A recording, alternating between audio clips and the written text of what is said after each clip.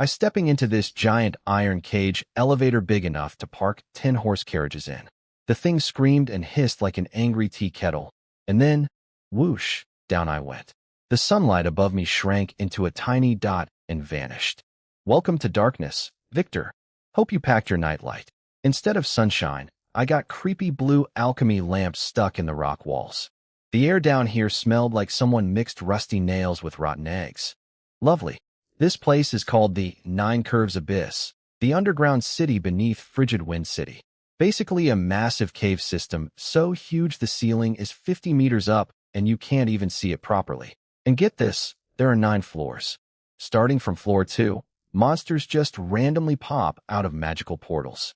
Nobody knows where these things come from. Nobody. The portals are one way, so it's not like you can send them a complaint letter. So yeah, the entire city is basically built on top of a giant pressure cooker, and us adventurers, we're the steam valves. How comforting.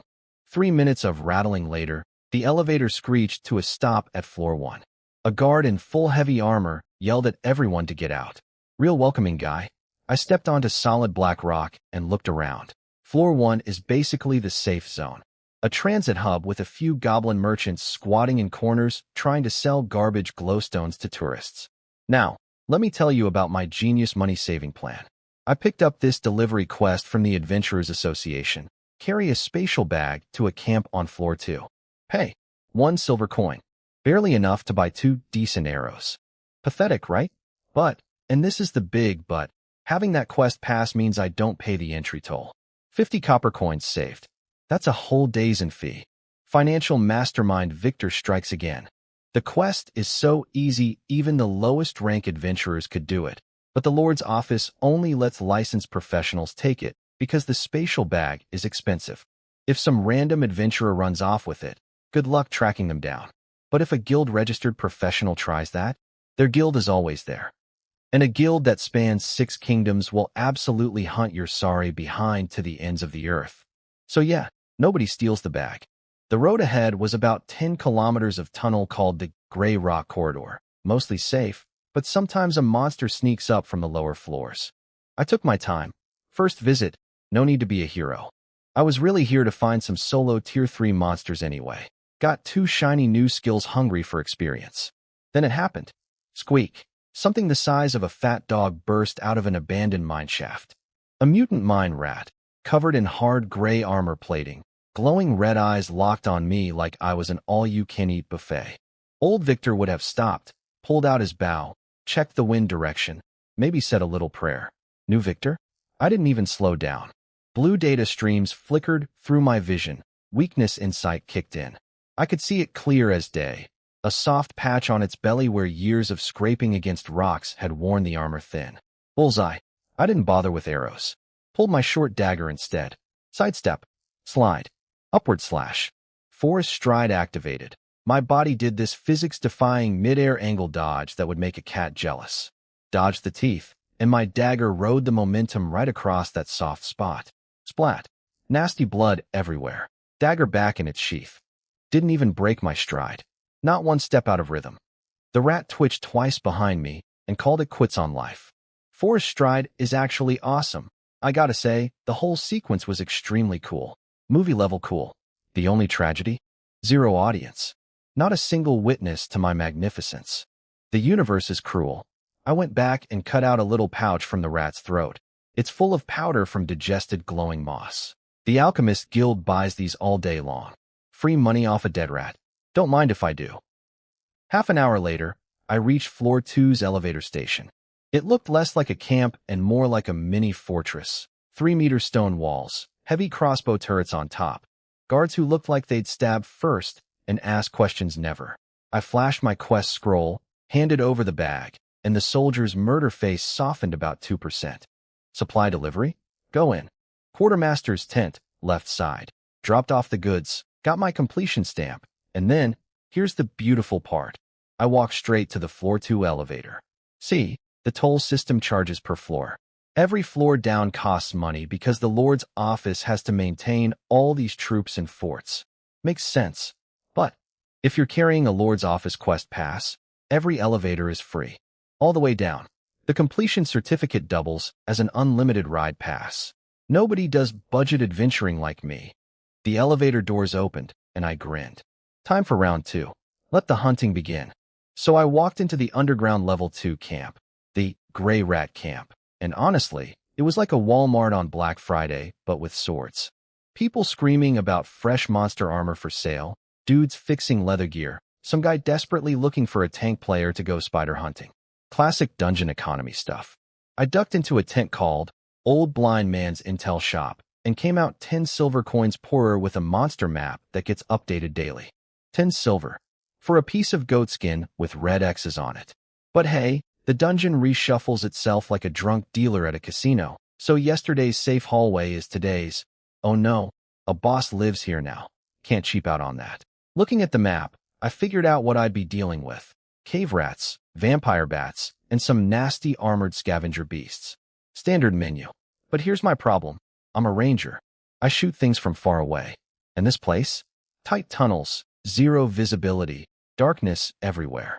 My longbow is basically a fancy stick if anything gets close. Time to get creative. I went 3 kilometers deep, where it got dead quiet.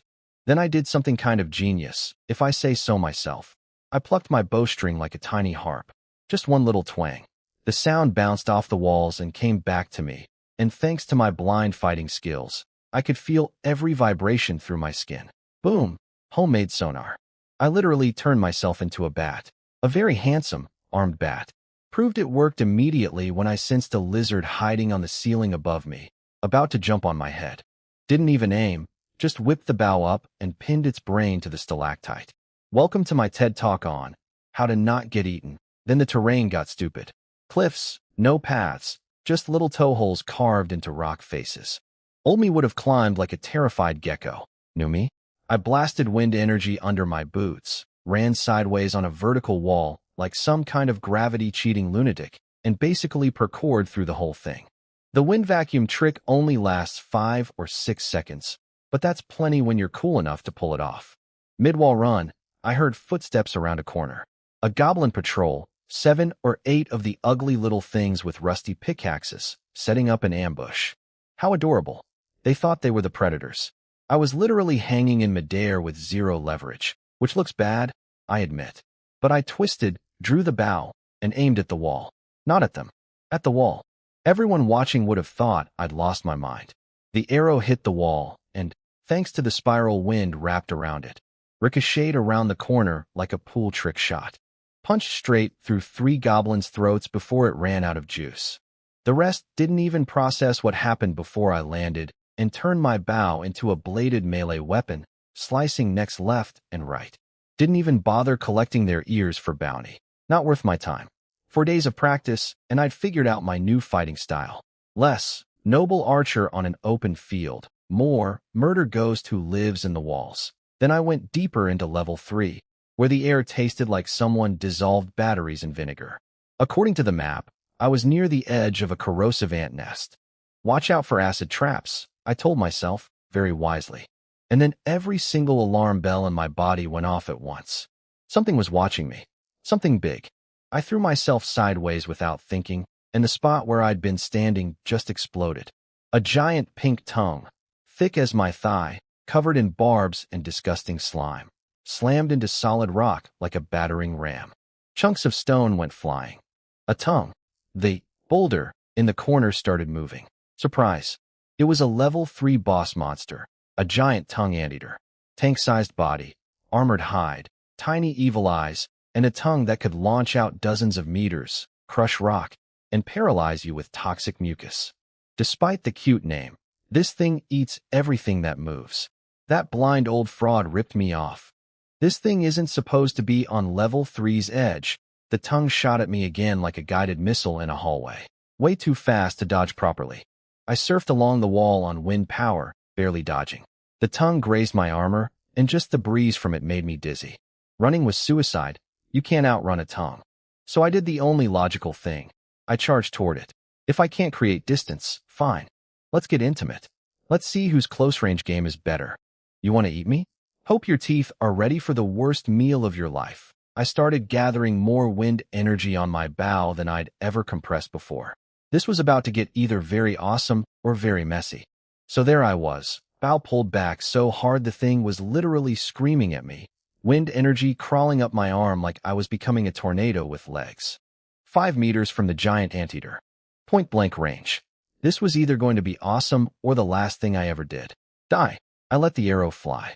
This thing was so fast it created a visible shockwave ring in the air, like a tiny sonic boom. Straight at those beady little evil eyes. And you know what this overgrown armadillo did? Did it block with its armor? Did it tank the hit like a real man? No. It whipped its disgusting slimy tongue sideways and deflected my arrow.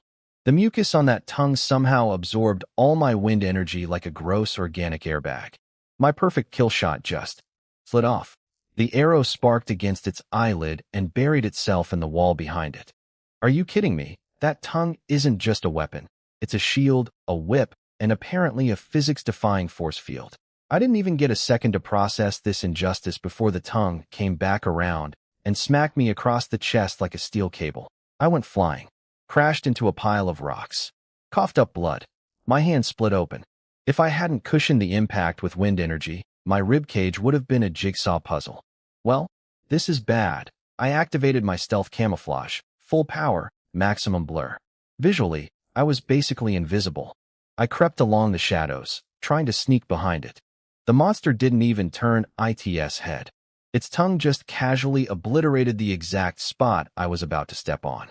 It wasn't using its eyes to track me. I could have been wearing a full invisibility cloak, and this thing would still know exactly where I was. It was like I had a neon, "Eat me," sign strapped to my back. What followed was genuinely the worst few minutes of my life. I was a mouse being toyed with by the world's ugliest, slimiest cat. The tongue kept switching styles, sometimes a sledgehammer, sometimes a lasso trying to grab my ankles. I was running on walls, dodging, rolling, getting progressively more beat up. At one point it shattered the wall right under my feet while I was wall running. A sharp rock sliced my thigh open. Blood everywhere. And the smell of blood made this thing go absolutely feral. Attack sped up. Each tongue whip sounded like a cracking bullwhip from hell. I'm going to die of exhaustion before this thing even eats me. Arrows bounce off. Stealth doesn't work. I can't outfight it up close. I was running out of ideas faster than I was running out of blood. Then, mid-dodge roll, my eyes landed on something.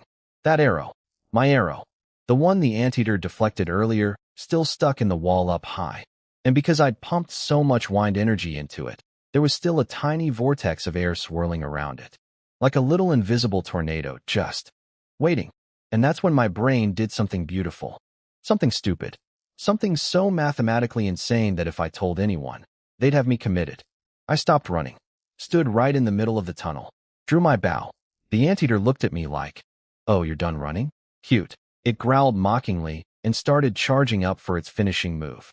But this arrow wasn't aimed at the anteater. It wasn't aimed at any weak spot. I loaded all my wind energy onto the tail of the arrow, not for damage, but for steering. I shot it into the path where the tongue was about to swing. Right on cue, the big dummy swatted it with its tongue like it always does. But this time, the arrow didn't shatter. The wind coating protected it. Instead, it got launched sideways at high speed, exactly like I wanted. Here's where it gets absolutely bonkers. The deflected arrow, guided by the tail-mounted wind energy, corrected its own trajectory mid-flight and slammed into the arrow already stuck in the wall. Bullseye. Hit it right on the tail feathers. The dormant wind vortex on the old arrow woke up. Both wind sources fused together and detonated. The arrow rebounded off the wall at near the speed of sound, coming from a completely impossible angle.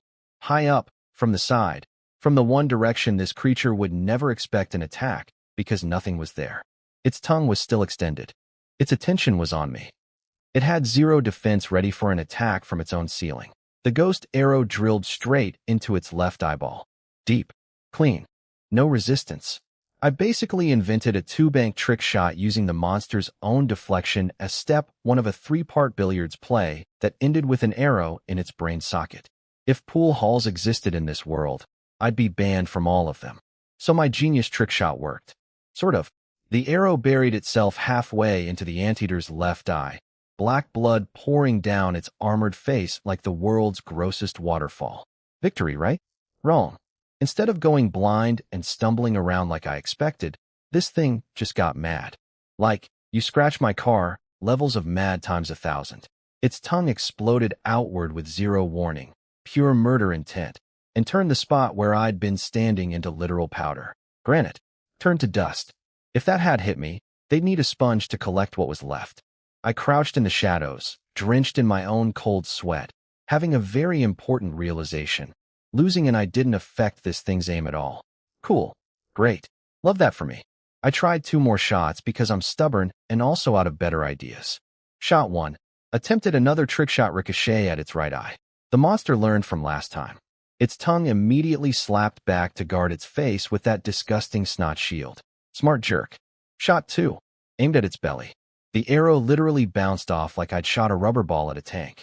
Its entire body is covered in inch-thick armor plating.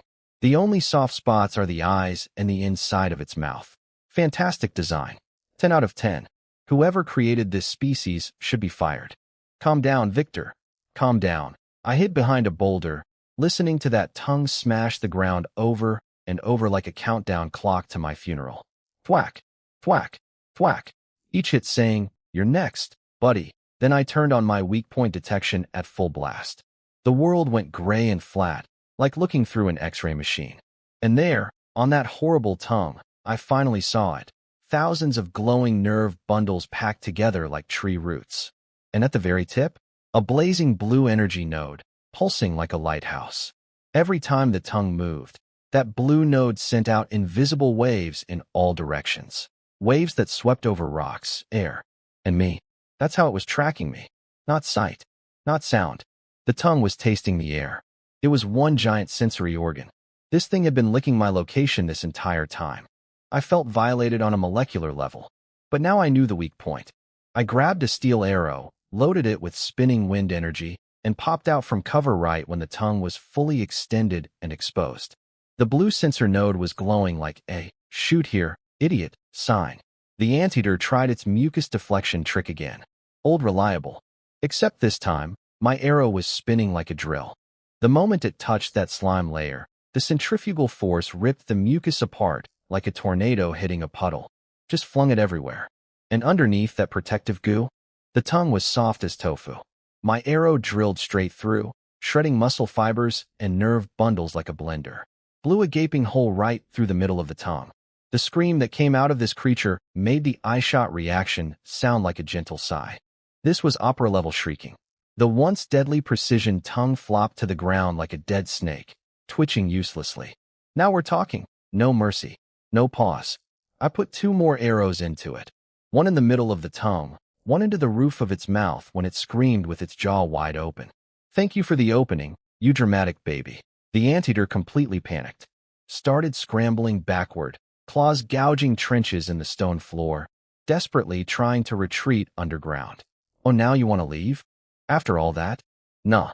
We're finishing this. I drew my short sword, went full melee mode, and turned into a shadow. With its tongue destroyed, this thing had basically lost its GPS, its main weapon, and its shield all at once. It was swinging its claws around blindly like a drunk guy in a bar fight. I dodged the claws, climbed up its knee like a ladder, and started surgically cutting into what was left of the tongue at the root. Technique was key. Slice through the slime layer first, then carve the meat underneath. Blood sprayed like a broken fire hydrant. It took me almost 20 minutes of hacking to finish this thing off. 20. I basically performed the world's worst surgery on the world's ugliest patient. When it finally collapsed, it sounded like a building falling over. Legs twitching, throat gurgling, bleeding out from its tongue stump. I stood over the body, gasping for air, sword hand shaking. This was my first real fight against a fully healthy level 3 boss creature, and let me tell you, I was humbled. I'd been walking around thinking, I can one-shot level 2 monsters, so level 3 should be fine, right? The difference between level 2 and level 3 is like the difference between arm wrestling a child and arm wrestling a forklift. I kicked the severed tongue chunk with my boot. The slime had dried up, revealing tiny pink bumps underneath, taste buds. Thousands of them. This thing really had been tasting its way through combat. Its tongue was basically a combination sword-shield radar dish made of meat. Honestly, disgusting, but also kind of impressive. Respect to the dead murder tongue. I sheathed my sword, knelt beside the still-warm carcass, and pressed my hand against it. Loot time. After nearly getting turned into paste for 20 minutes. This reward better be incredible. I held my breath and watched the text appear. Time to play butcher. I carved up the anteater like a Thanksgiving turkey from hell. Grabbed the acid sac, valuable. Peeled off the back armor plate, great shield material.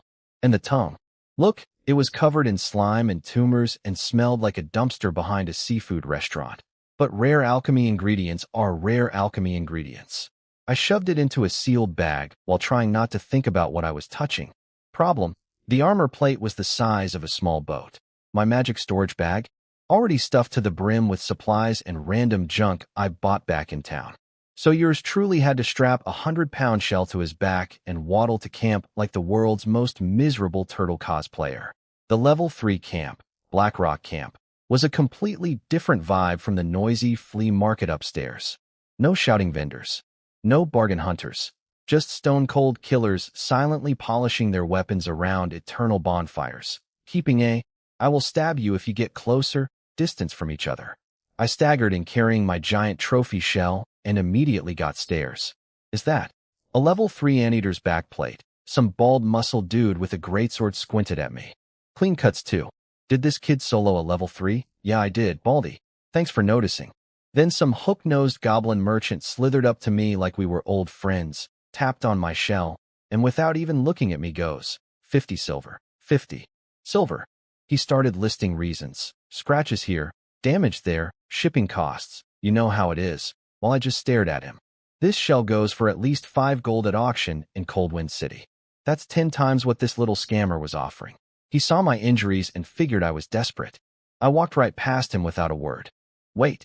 60.70, he yelled behind me. Keep yelling, buddy. I can still hear you, and I'm still not interested. I found the lodging area. 1 single tent, please. 50 silver per night. Deposit extra? My eye twitched so hard I think it counted as a medical event. 50 silver for a tent. But this camp is protected by both the Lord's Office and the Adventurers Guild. Nobody's dumb enough to start trouble here. Safety costs money, and being dead costs more. I paid. I dumped the shell, collapsed onto the camp bed, and my entire body immediately filed a formal complaint. Every muscle screaming, that gash on my thigh burning like someone was holding a match to it. I slapped some medicine on the wound and turned my attention to the real prize. Floating in my vision, one shiny new blue tier enchantment. Sensitive giant tongue. Yeah, that's what it's called. I didn't name it. My first thought was obvious. Slap this onto my blind fighting skill. It's a perception enchantment. Blind fighting is a perception skill. It's like peanut butter and jelly. I'd be able to sense enemies from every direction, predict their moves, become an untouchable close combat machine. Very tempting. That tongue's tracking ability nearly killed me, after all. But, no, I shook my head. Blind fighting is a backup skill. I'm a ranger, not an assassin. My real problem isn't close combat awareness. It's that my body is made of wet cardboard. The orphan I possessed was malnourished for years. One good hit from a level 3 monster, and I'm done. Glass cannon with emphasis on glass. The only way to actually upgrade my body is through breathing technique. The fundamental skill that lets people like me absorb ambient magic energy and physically evolve. Go big or go home. I took a deep breath, grabbed that glowing blue enchantment, and slammed it into my basic breathing technique. Immediately started coughing like I'd inhaled soup. Because that's literally what breathing felt like now. The air had turned into thick broth. I took one breath using the technique, and the world exploded with flavor. I could taste the bitter moss on the walls. I could taste the spicy tang of the alchemy lamps. And most importantly, I could taste these cool, minty little energy particles floating in the air, the ambient magic that I'd always struggled to absorb. And they were rushing into me, like fish fighting to get hooked. Every breath was an all-you-can-eat buffet of pure magical energy. My skill had evolved into something called Gourmet's tasting breath technique. The description was basically, to a true foodie, even air is a 5-course meal. Every breath steals energy from the environment. Your body gets stronger just from existing. Also, your tongue can now taste everyone's emotions, injuries, and battle intentions in the area. I just sat there, breathing, feeling my body slowly power up for the first time in months. That wall I'd been banging my head against. Gone. Popped like a soap bubble. A patrol walked past my tent outside. I didn't see them. Didn't need to. Just adjusted my breathing and information poured in through my nose like a restaurant menu. Fear tastes like sour lemon. Injury tastes like rusty iron. I could sense their old wounds, their energy blockages, their general condition, all from breathing in their direction. My blind fighting skill was like a motion sensor on a porch light. This new breathing technique was like having a satellite surveillance system that runs on sniffing. I sat in my overpriced tent, breathing expensive dungeon air, tasting the emotional states of strangers, and slowly becoming superhuman. Best 50 silver I ever spent. I woke up in my ridiculously overpriced tent, and you know what? Worth every copper. The soundproofing barrier blocked all noise. The temperature was perfect, and my new breathing technique had been running on autopilot all night. I basically leveled up in my sleep, like soaking in a magical hot tub that makes you stronger. Every cell in my body was doing a little happy dance. Not only am I fully healed, I think I actually got buffer overnight. Check my stats. Yep, gains while sleeping. This is the dream. Literally. But I still had a boat-sized anteater shell strapped to my back, and if I didn't sell it soon, I was going to develop a permanent hunchback. Time to go topside and get paid. Half-hour later, I was standing in Coldwind City's shopping district, squinting at sunlight like a vampire who forgot his calendar. After days in the dungeon, even polluted city air smelled like freedom. Freedom and money. I walked straight into the Violet Auction House, a massive building with a golden dome. This place does business across the entire continent, supposedly even trades with the Orc Empire up north. Unlike that scummy goblin who offered me 50 silver, these people at least rob you politely. The receptionist saw my shredded, blood-caked armor and didn't even flinch. In this city, looking like you lost a fight with a meat grinder means you've been deep underground. And deep underground means expensive loot. Cash. Now, I'm in a hurry. I dumped everything on the appraisal table. The giant shell, the acid sack, the slimy tongue, and miscellaneous monster bits. A bunch of old guys with monocles crowded around like kids at a candy store. Oh, level 3 anteater shell. Excellent condition. These tongue cuts are from a short sword. This acid sac extraction is very clean. They kept glancing at me like, how is this baby-faced ranger carrying boss-tier materials? Yeah, I get that a lot. Well, I don't. But I will. The manager came over with the final numbers. Shell, 35 gold. Acid sac, 70 gold. Apparently alchemy guilds are desperate for these. Supply and demand, baby. Tongue, 10 gold. I chopped it up pretty bad, fair enough. Random bits, 7 gold. Minus fees, 112 gold total. 112 gold coins. I could have gotten more through auction, but that takes a week and an 8% cut. Nah, give me my money now. That bag of gold was the most beautiful thing I'd ever held. All the pain, the terror, the near-death tongue attacks suddenly didn't matter. Money is the world's best painkiller.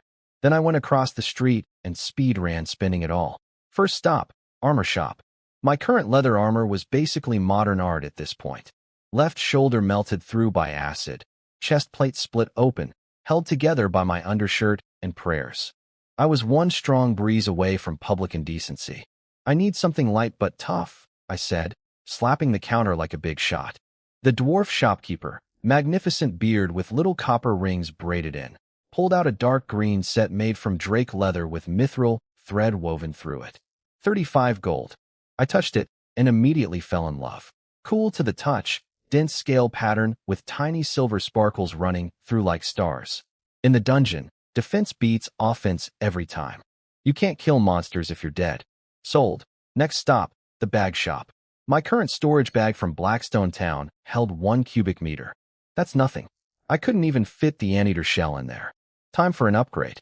Traded in the old bag plus 75 gold coins for a 5 cubic meter adventurer's backpack. I looked at my coin purse afterward. Almost empty. I'd burned through over 100 gold in about 20 minutes. Money's just numbers.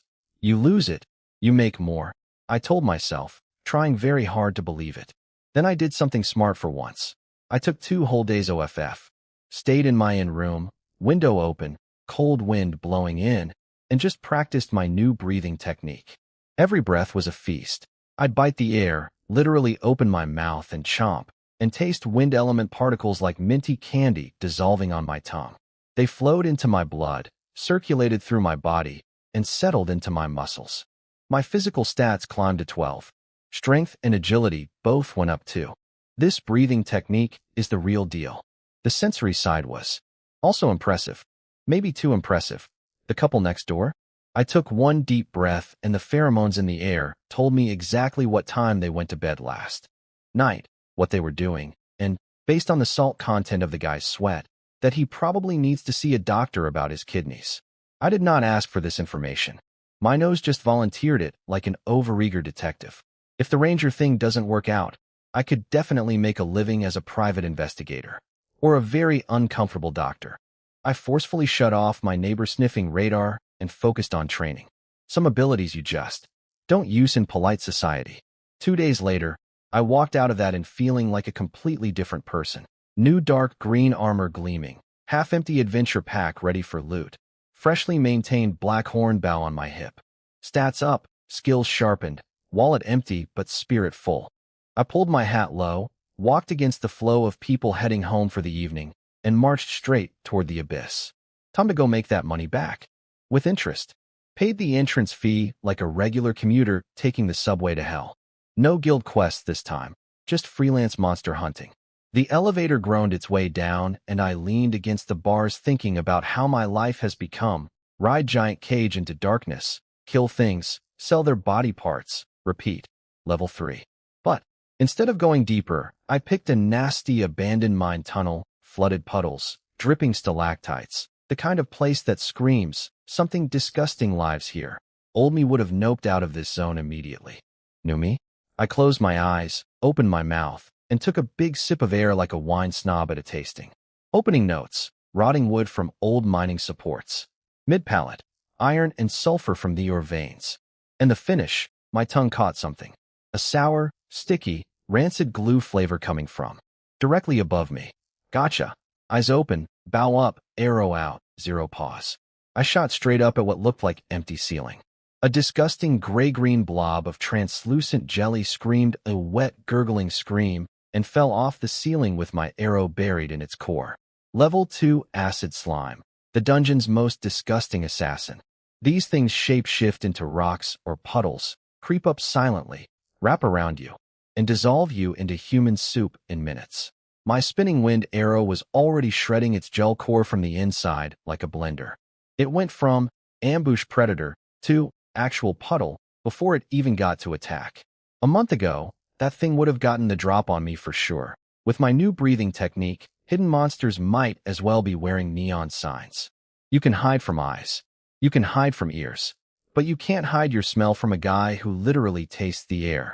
I touched the slime corpse. Gross, wet, exactly as bad as you'd imagine, and got a green enchantment. Non-Newtonian fluid. What the heck is that? I ransacked my brain for physics class memories and came up empty. Gave it all back to my teacher. Every last formula. But I remembered how this slime moved. It looked like thick paste but moved fast and completely silent. Perfect for my footwork skill, which was still unenchanted. I slammed the enchantment in and got Phantom Step. The description was poetry. Treat it gently, and it flows like water. Strike it hard, and it hits like iron. In stealth mode, my feet literally flow over surfaces. I could step on dry leaves, and they wouldn't crunch. In combat mode, every stomp becomes an explosive launch pad. Time to test it. I started running and stepped on a puddle. Not a single splash. Not even a proper ripple. Just a tiny circle like I'd dropped a pin in it. I bounced off walls in zigzag patterns through the whole tunnel, and the only sound was my own breathing. If you closed your eyes, you'd think the place was empty. That's incredible. I was so focused on playing with my new toy that I accidentally wandered right up to a level 2 wind listener rock lizard. These things have terrible eyesight, but ears the size of satellite dishes. They can feel a mouse walking from 30 meters away.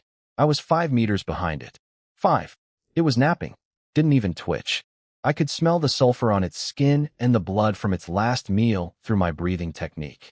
5 meters from a creature whose entire survival strategy is hearing things approach, and it had no idea I was there. Then I switched gears. Gentle stream becomes avalanche. I stomped hard, the explosive version of Phantom Step, and closed 5 meters in a blink. The lizard barely had time to think, before my short sword punched through the back of its skull with so much force that the corpse flew 2 meters and slammed into the opposite wall. I looked at the ground where I'd launched from. Just a faint white scuff mark. All that power, almost no trace. Silent as a ghost, explosive as a bomb. This is absolutely broken. I spent the next few hours becoming the level 3 monster population's worst nightmare. A giant crab disguised as a rock. Arrow through the joint gap before it could even open its claws. 2 shadow bats fighting over territory. 1 spinning arrow, 2 dead bats. Efficiency. I kept farming level 2 monsters, collecting enchantments, grinding skill levels. The temptation to rush deeper was screaming at me, but I squashed it. That anteater taught me what happens when you get cocky. Slow and steady. Stack power. Build the character sheet. Besides, there's something deeply satisfying about being so overpowered that monsters designed to ambush you become the ones getting ambushed. The food chain has been officially reversed. A few more days of this grind, and level 4 won't know what hit it. I wandered into Craftsman Alley, the part of town that smells like chemical accidents and sounds like someone's beating pots with hammers. My destination, a little enchanting shop called Starlight Hand, recommended by some adventurer I met underground. See, I noticed that the deeper I go in the dungeon, the more people are walking around with glowing weapons and sparkly armor. Enchanting is apparently the norm here, not some luxury thing. And while my cheat ability lets me enchant stuff by literally slapping monster souls onto my gear like stickers, I figured I should understand how normal people do it before I go crazy with my own. Equipment. 3 ways to upgrade gear in this world. Embed magic cores into weapons, carve mini-spell circles on them, like the rune guy from Blackstone Town, or get an actual enchanter to do proper enchantment work. All 3 can stack, like accessories for your accessories. I pushed open the door, cute wind chime, lavender smell, cozy vibes, and found a girl who looked about 15 behind the counter, doodling on parchment with a feather pen. Welcome to Starlight Hand. I'm Mira. How can I help? I played it cautious, asked about their enchanter. Mira puffed up her very much not puffed up chest proudly, and informed me her sister is a certified enchanter from the Mage Guild. Comes in Wednesdays and Fridays. Very official. Very legit. I picked up a display sword from the shelf. Beautiful craftsmanship, with pale blue light flowing along the blade like it was alive. Mira explained it had a tier 3 sharpness enchantment. Could cut through level 2 monster hide, even if a normal person swung it. I held it and felt the energy. It was interesting, heavy and stiff, like someone dressed the sword in an energy coat rather than changing the sword itself. Compared to my old enchanted bow, similar concept, slight differences. How much? I asked casually. 160 gold coins. I nearly choked on my own spit. The sword shook in my hand. 160. I killed a mutant level 3 boss monster solo, harvested every usable organ, sold it all to an auction house, and got 112 gold. This one sword costs more than an entire boss monster's net worth? Mira saw my face melt and panicked, thinking I thought they were scammers. She started speed lecturing me on why enchanting costs a kidney. First, you need monster spirit essence, not regular magic cores you buy on the street. These have to be extracted from freshly killed level 2 monsters with strong mental energy, using special soul capture bottles. 1 bottle costs 50 gold minimum. I blinked. Wait, is that what my cheat ability harvests when I touch monster corpses? Free spirit essence? Every single time? She kept going. You can't even use the essence raw. It's full of death grudge contamination. The enchanter spends days purifying it with mental energy and special solutions. Skip that step and the user gets brain damage or magic backlash. That's just step 1. She grabbed the sword and pointed at the blade patterns. Then you need custom alchemy solutions as a bonding medium, different for every material and essence type. Mix the ratio wrong. Explosion. Then during the actual fusion, the enchanter has to maintain perfect concentration guiding the energy circuits. One mistake, essence gone, weapon destroyed, enchanter injured. Then you seal it with magic containment lacquer. She went on, and I just stood there having my entire worldview rearranged. Normal enchanters go through a multi-day, high-risk, expensive, technically demanding engineering process that can literally blow up in their face. Meanwhile, my process is touch dead monster, get glowy orb, drag and drop onto skill or weapon. Done. No purification, no explosions, no brain damage. I've been doing the equivalent of a 5-star restaurant signature dish by microwaving leftovers and somehow getting the same result. Okay, 160 gold actually sounds reasonable, I admitted. Right? Mira beamed. She then mentioned that you can do layered enchanting, sharpness on the blade, grip enhancement on the handle, weight reduction on the body, which made me realize I should probably think about combo enchantments with my own cheat system too. Mental note filed. But I had one practical concern. This sword glows like a night light the second you push energy into it. I'm a stealth build.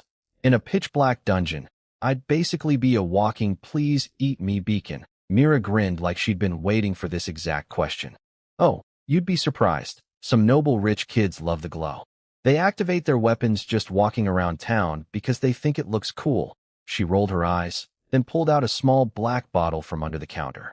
But for professionals like yourself, Shadow Veil Oil. Alchemy coating that absorbs the magic glow without affecting the enchantment. Also slightly rust-proof and sound-dampening. 5 gold per bottle, included with any enchanting order. Now we're talking. I didn't need their enchanting service. My cheat system handles that for free, but that anti-glow oil? That I desperately needed. My enchanted gear lights up like Christmas decorations, which is the opposite of helpful when your whole combat style is invisible murder ghost. Give me 5 bottles. Myra's jaw dropped. Nobody had ever just bought the oil by itself before. It's supposed to be an add-on service, like buying fries without the burger. Is it? Not for individual sale? No, it can be sold separately. It's just, nobody's ever. The 5 gold actually includes the application labor, so standalone should be cheaper. This poor girl was having a pricing crisis in real time. Just charge me 5 gold each. Tell me how to apply it myself, and we're good. 25 gold lighter, 5 bottles of magical concealer richer. I walked out of that shop with the biggest grin on my face. My cheat ability gives me free enchanting. This oil hides the evidence. Once I coat my gear, I get all the power boost with 0 visible glow. No glowing sword announcing my position. No shiny armor ruining my stealth. My combat power is about to go through the roof, and nobody will see it coming. Literally. Level 5 of the dungeon. This is where the real estate gets fancy. 100-meter ceilings, giant stalactites, glowing moss everywhere. Also where level 3 boss monsters set up permanent kingdoms with armies of level 1 and 2 minions. Cozy. I was hanging on a vertical cliff face 30 meters up, boots glued to the rock thanks to my new enchantment, Deep-Rooted, which basically turns my footwear into suction cups from hell. 0 footholds needed. Just vibes and magic adhesion. Below me, a herd of rock-armored mammoths. Picture an elephant crossed with a tank crossed with a very angry building. The scout mammoth had already taken 1 arrow and was not happy about it. Behind it, 7 or 8 adults. And lurking in the shadows, a 2-story tall level 3 boss, the earth-splitting mammoth lord. My arrows kept finding the tiny gaps in their rock armor because, well, nothing hides from my eyes anymore. The mammoths looked up at me clinging to the wall like the world's most annoying spider and had a group meeting. Their solution? Ram the wall. 3 of them lined up like bowling balls and charged. Their tusks hit the base of my cliff and the whole thing shook like an earthquake. Rocks raining down, the wall vibrating so hard it could have blended a smoothie. But I didn't budge. Not even a wobble. My new dark green armor, freshly enchanted with kinetic absorption, ate that shockwave like a snack. The special fibers inside just grabbed all that impact energy and said, "Thanks, we'll take that." The vibration hit me and simply vanished. Can't shake me off? Guess it's my turn. I kept sniping from the wall like a turret with unlimited ammo. The Mammoth Lord finally realized its strategy of shake the wall was accomplishing absolutely nothing except giving me free target practice. It roared a command. The minion mammoths stopped ramming and spread out in formation. Then they all reared up on their hind legs and stomped the ground simultaneously. The floor exploded. Chunks of rock the size of bathtubs launched into the air. Then, and I cannot stress how insane this was, these giant mammoths swung their trunks like baseball bats and smacked those boulders directly at me, 30 meters up, with terrifying accuracy. Excuse me? Since when are mammoths catapults? A dozen boulder cannonballs screamed toward me. Getting hit by even one would turn me into a wall decoration. I released my boot grip, kicked off the wall with explosive force from Phantom Step, and launched sideways like a human missile. Moved 10 meters in a blink. The spot I'd been standing on got absolutely pulverized by incoming rocks. While dust and debris clouded the air, I silently reattached to the wall on the opposite side. The mammoths were still firing boulders at the dust cloud where I used to be, completely unaware I'd relocated. My silent movement meant they had zero clue. Time to end this circus. I locked onto the boss. With my tasting breath and weak point detection running together, I could see its vulnerabilities glowing like a cheat sheet. 3 arrows. Rapid fire. First arrow cracked through its legendary rock skin armor. Second drilled into the muscle underneath. Third blew open a wound the size of a soup bowl. The Lord lost it. No more commanding from the back lines. This was personal now. Its massive body launched into the air.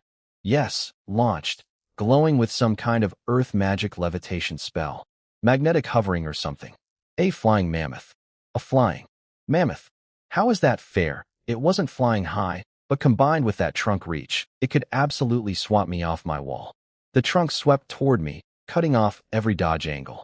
And it opened its mouth and blasted me with a gravity wave that made my body feel 10 times heavier. My Phantom Step turned sluggish. Limbs like lead. No escape route. Trunk incoming like a battering ram. Fine. Plan B. I dropped my bow, reached for my hip, and pulled a short sword. Not just any short sword, my repulsion blade. Special effect. On unsheathing, it creates a high-pressure force field that violently pushes everything within 3 meters away. 12-hour cooldown. One shot. I drew the blade directly into the path of that incoming trunk. Boom.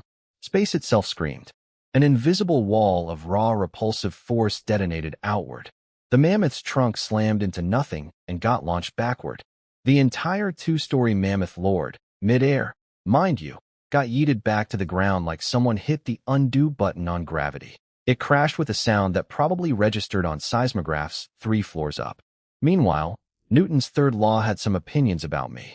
Equal and opposite reaction meant I got launched in the other direction like a pinball, rocketing toward the ceiling at ridiculous speed. Goodbye. Most people would be panicking while hurtling uncontrollably through the air. Me? I grabbed my bow mid-flight, perfectly balanced in 0G because my body coordination is frankly disgusting at this point. Below me, the mammoth lord was flat on its back in stun lock. Giant belly fully exposed. Softest, most vulnerable part of its body just right there. Helpless, like a turtle that fell off a table. And I had a very special arrow already knocked. Enchanted with a little something called explosion is pure art. I grinned, floating in the darkness near the ceiling, aiming straight down at that big soft belly. Hey, you like fireworks? The dust settled. The mammoth lord lay dead like a collapsed building. Around it, 7 or 8 level 2 mammoths were scattered like bowling pins. Some I'd sniped earlier. Most got wrecked by the explosion's shockwave. Collateral damage. Oops. So here's what I've been up to for the past 2 weeks. Absolutely chill. After visiting Myra's enchanting shop and learning that professional enchanting costs more than my entire net worth, my wallet politely suggested I just use my own cheat system instead. So I became a grinding machine. Floors 3 and 4. Every day, killing level 2 monsters like it was my 9-to-5 job. The result? I upgraded everything. New bow, black obsidian Hawkeye bow. Enchanted with Hawkeye mark. Every arrow that hits a target leaves an invisible magic stamp on the wound. Hit them again. The new arrow detonates all previous marks at once, with damage multiplying per stack. Basically, the more I shoot you, the worse your day gets. Exponentially. I also enchanted a bundle of steel arrows with explosion effects.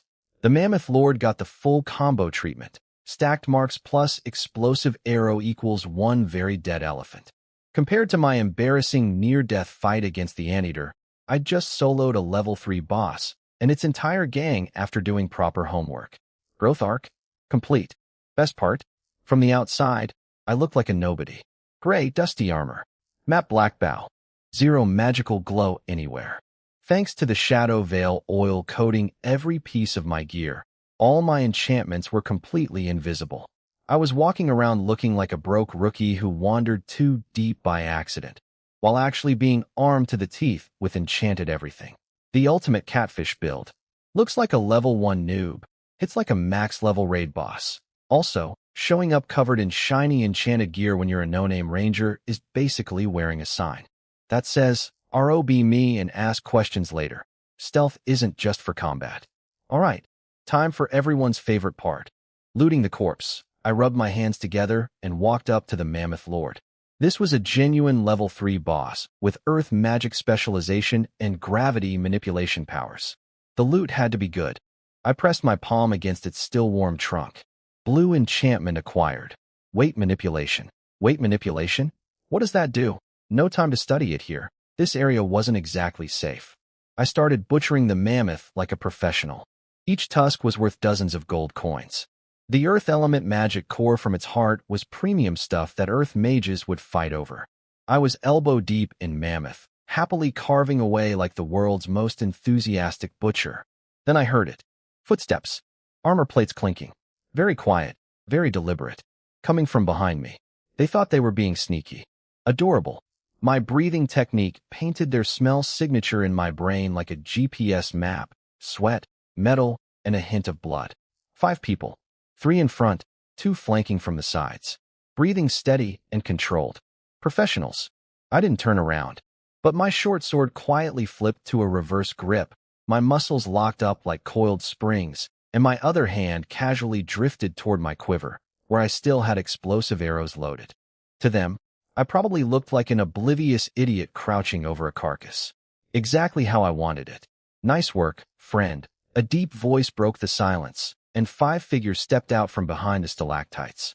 The leader was a middle-aged guy in full-plate armor with a great sword on his back and a scar running from his eyebrow to his chin, the kind of face that says, I've seen things, and most of them tried to kill me. Behind him, a female mage with a staff, a halfling rogue, a shield-bearing warrior, and a priest in white robes from the Church of Light. This was a stacked party. A mage and a healer? That's in-game team composition. Their gear quality and general vibe screamed experienced veterans, probably gold-rank adventurers.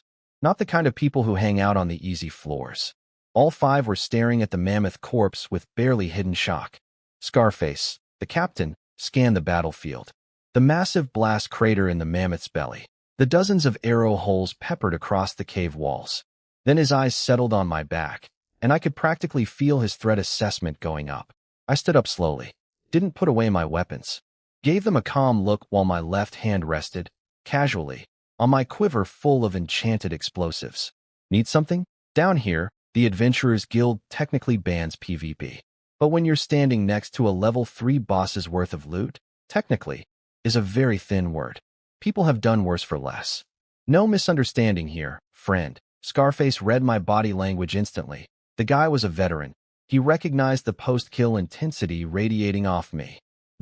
I just murdered an apex predator, and I have plenty of fight left, energy. He raised both hands, palms out, and stopped his team from advancing. We're 3rd squad of the Iron Oath Adventuring Company. Name's Gru. He nodded at the mammoth. Heard the commotion nearby, and came to investigate. He flashed a company badge from his belt. We're not here for your loot. Anyone who can solo something like this is someone Iron Oath wants as a friend, not an enemy. Then he paused. I's getting that look. You know the one. I'm about to pitch you something, look. We've got a big job lined up. Interested? Level 5 camp. Scarface. Sorry, Gru. Drew a dirt map with a stick and pitched me the job. Level 7. 4-star boss monster. The Bone Tyrant. Apparently this thing is made from centuries of dead adventurers and monsters. All their bones and grudges mashed together into one nightmare creature. Mid-tier level 4 strength. 5 level 3 undead lieutenants. And an unlimited army of skeleton soldiers. Gru had assembled 20 people across 4 teams for this raid. Let me break down the roster. Team 1. Iron Oath. That's Gru's squad. Classic balanced party. Tank, shield, mage, healer, rogue. They'd hold the front line. Solid. Team 2. Dawn Church squad. 2 holy paladins, 2 exorcist priests, 1 monk. These guys exist specifically to delete undead. They brought holy water and magic scrolls. The skeleton army? Not a problem with these guys around. Church people are a bit spiritually uptight, but when fighting undead, You want the religious fanatics on your side. Team 3, Red Viper. 3 Berserkers, 1 Fire Mage, 1 Rogue. All offense, 0 chill. Described as money-crazed lunatics. But lunatics who hit hard. Pay them enough and they'll fight anything. Team 4, Black Phoenix. 2 Shield Bearers, 2 Rangers, 1 Warrior. Defense Specialists. I noticed Gru's face twitched a tiny bit when he mentioned Black Phoenix. Filed that away for later. Join us, Gru said. Extra 10% pay. First pick on any level 3 loot along the way. The Bone Tyrant's drops get split by committee. Honestly, I didn't care about money or loot rights. What I cared about was getting my hands on a level 4 monster's enchantment. That's the real prize. But I wasn't going to jump in blind. Give me a few days. Back in Coldwind City, first order of business, research. I hit up the intelligence shops, the taverns, bought drinks for some washed-up rogues. Classic information gathering. Everything checked out with what Gru told me, but with some juicy details he'd left out. Iron Oath, great reputation. Gru is basically a tragic hero, grinding dungeons non-stop to pay for his daughter's medical treatment. Honest to a fault. Sometimes too honest, which gets him screwed over. But trustworthy? Absolutely. Dawn Church, strong fighters, slightly judgmental about everything. But when undead show up, they go full exterminator mode. Reliable where it counts. Red Viper, greedy psychopaths, but professional greedy psychopaths. Money buys loyalty. Good enough. Black Phoenix, here's the problem. Those guys started as scavengers. A drunk old thief told me over his third ale. Their specialty is surviving. Last time they teamed up with another group, when things got dangerous, their shield guys didn't protect the mages. They covered their own rangers so they could retreat first. If you work with them, don't ever show them your back. Everyone calls them the Grey Rats Squad, the team abandoning specialists. But here's the thing. This actually made me more comfortable, not less. A known risk isn't a risk. If I didn't know their reputation, I might get blindsided. But since I know they're professional cowards who'll bail at the first sign of trouble, I can plan around it. Use them as distractions. Living decoys. Expendable meat shields who don't even know they're meat shields. The real heavy lifting comes from Iron Oath and the Church Squad anyway. The Grey Rats are background characters at best. Oh, and before heading out, I had a date with my new blue enchantment. Weight manipulation from the Mammoth Lord. I thought about where to put it. My gear was fully loaded with green enchantments already, but gear breaks and gets replaced. Skills are permanent investments. My perception skills were covered. Time to beef up my close combat. I fused it into blind fighting swordsmanship. The skill transformed. Zero strike heavy slash, LV.7 when swinging. Activate, 0 mode. Weapon weight drops to literally 0. Speed becomes absurd. The instant the blade touches the target, switch to heavy slash. Weapon gains 500% bonus mass. Also, you can now sense gravity disturbances so precisely that a falling needle would register on your radar. I tested it. Drew the sword and swung. There was no sound. The blade moved so fast it outran the sound. The sonic boom arrived after the sword stopped, like thunder after lightning, except the lightning was my arm. Then I tried hitting the corner of the oak table in my room. Activated weight mode on contact. The table corner didn't get cut. It got deleted. Exploded into sawdust like it was hit by an invisible wrecking ball. 0 weight for speed. Maximum weight for impact. Fast enough to break the sound barrier. Heavy enough to pulverize wood on contact. Could I put this on my arrows too? Oh, the possibilities. 3 days later, I walked into the copper furnace inn. Gru was eating with his team. I sat down across from him. I'm in. One condition though. Don't need extra pay. Don't need first pick on loot. I just want to roam the middle zone freely. No frontline duty where I'd get swarmed. No back line where I'd be useless. The middle ring, where I could shoot, dodge, reposition, and do my shadow ghost thing without anyone getting in my way. Gru smiled with relief. That's exactly where we planned to put you. I smiled back. Level 4 Lord. The Bone Tyrant. A walking undead-themed enchantment dispenser. Everyone else saw a terrifying boss monster that needed 20 elite fighters to take down. I saw a piñata full of blue-tier loot. Let's crack it open. The pre-raid meeting was held in the basement of the Holy Light Cathedral, because apparently when you're planning to kill a mega undead, you do it surrounded by expensive incense and old parchment. The whole room reeked of, we have budget. Everyone sat around a fancy black walnut table. Let me introduce the cast of this circus. Seat 1, a golden-haired pretty boy in polished silver armor, the church's paladin. Hair perfect, posture perfect, smile so holy it could cure diseases. Would have been impressive if he didn't occasionally look at everyone else like we were mud on his boots. Across from him, the Red Viper captain, feet up on the chair, picking his teeth with a dagger, radiating, "I will stab you for fun," energy. Rumor says this guy once attacked his own employer mid-contract. Delightful. Then there was the Black Phoenix representative, a tiny, twitchy man drowning in an oversized gray robe. His legs hadn't stopped bouncing since he sat down, and his beady little eyes kept ping-ponging between the paladin's coin purse and the Red Viper's gold necklace. Classic gray rat behavior. And then there was me, at the very end of the table, sipping free holy water. And lastly, this is Victor, a ranger. I stood up, nodded politely, sat back down. Maximum effort. The paladin gave me the bare minimum head nod. Knight's courtesy, I think they call it. Red Viper snorted like I wasn't worth robbing. The gray rat guy glanced at me twice, decided I had nothing valuable on me, and moved on. Being invisible to powerful people? That's not an insult. That's safety. Please continue ignoring me. I insist. Gru also introduced the logistics team. A kid named Carl with glasses and a professional smile who promised we'd have hot coffee and clean shirts even on level 7 of a death dungeon.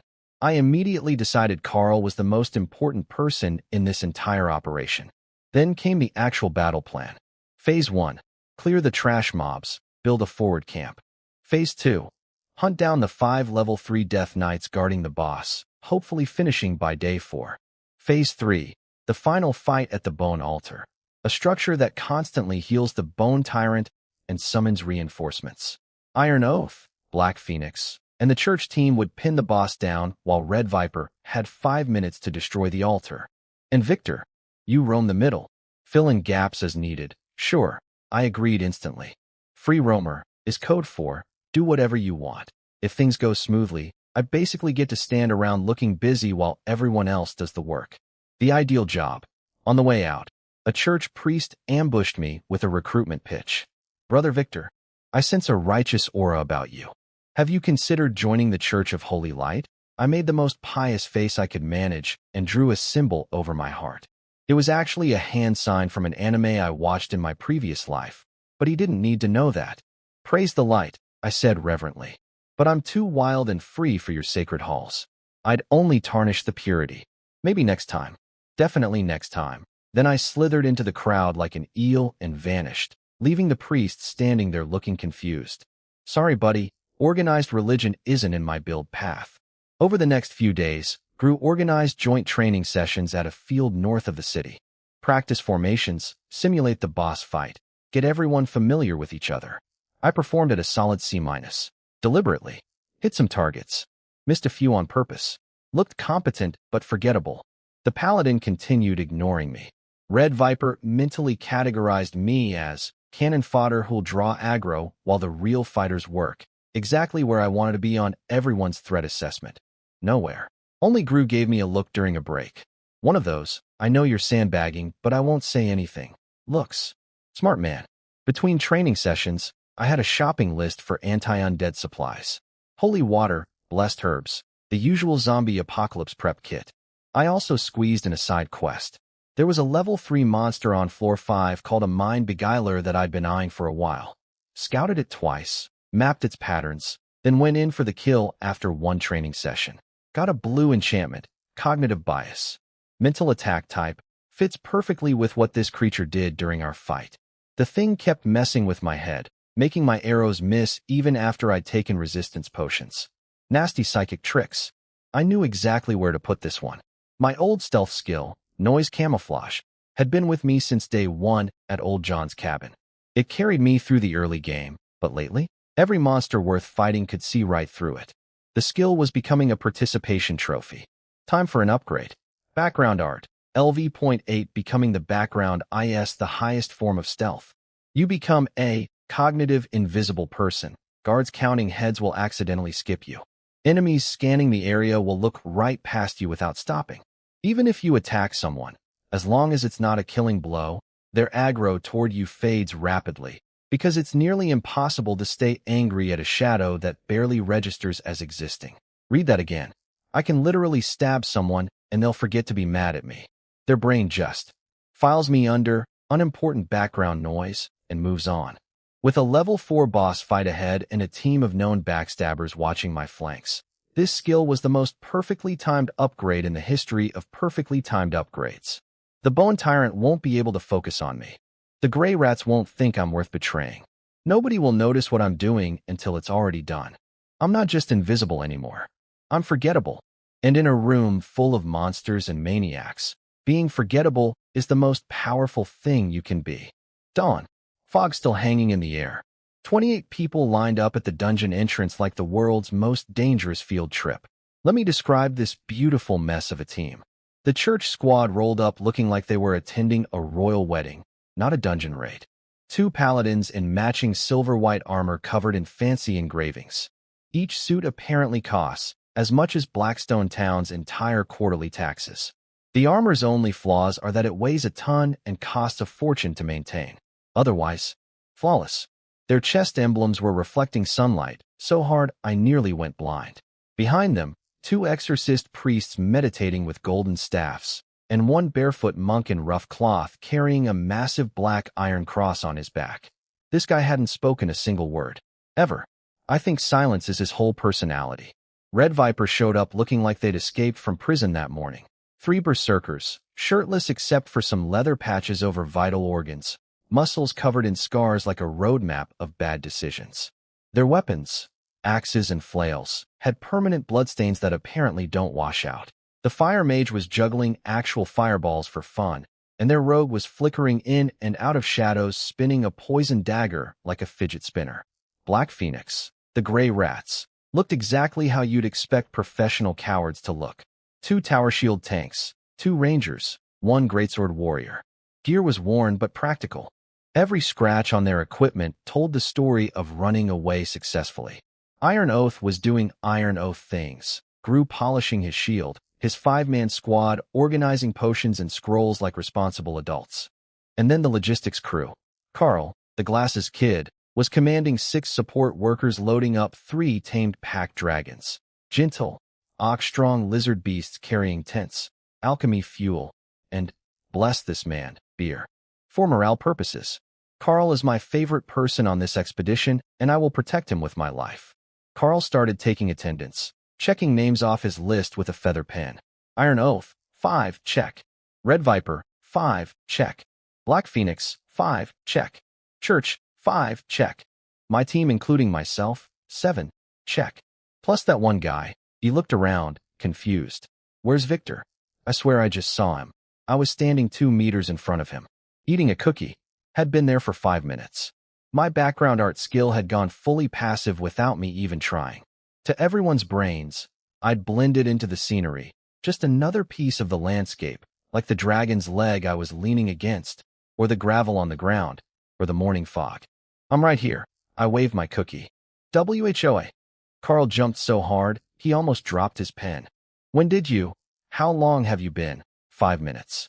Since you counted Red Viper. His brain visibly buffered for a second, then auto-corrected the shock into, oh, I probably just wasn't paying attention, and moved on.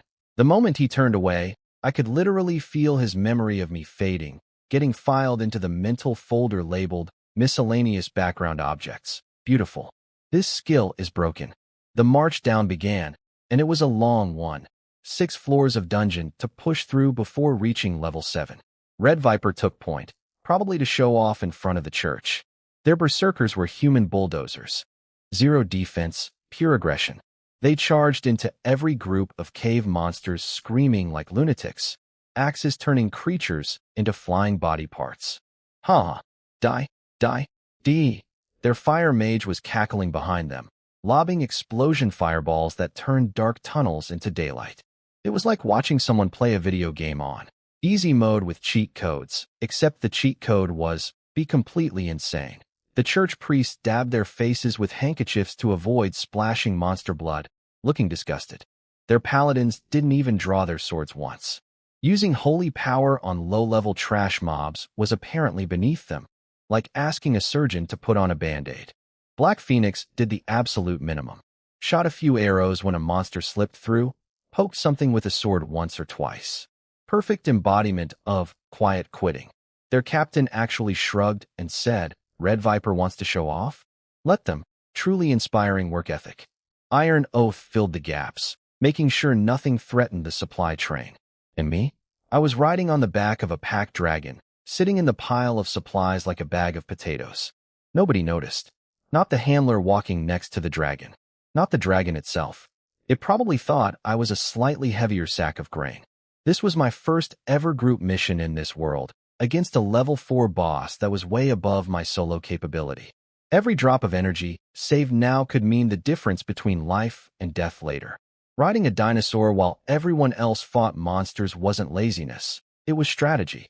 I sat cross-legged on the dragon's back, watching Red Viper's berserker chop an ogre into 3 pieces, and thought, his swing mechanics are really sloppy. Too much shoulder, not enough hip rotation. Monster combat critic. New career option. By noon, we reached level 7's base camp, a huge natural cavern glowing with blue moss, smelling like ancient bone dust and existential dread. Halt. Rest and regroup. Gru's voice echoed off the walls. Carl's logistics crew was magnificent.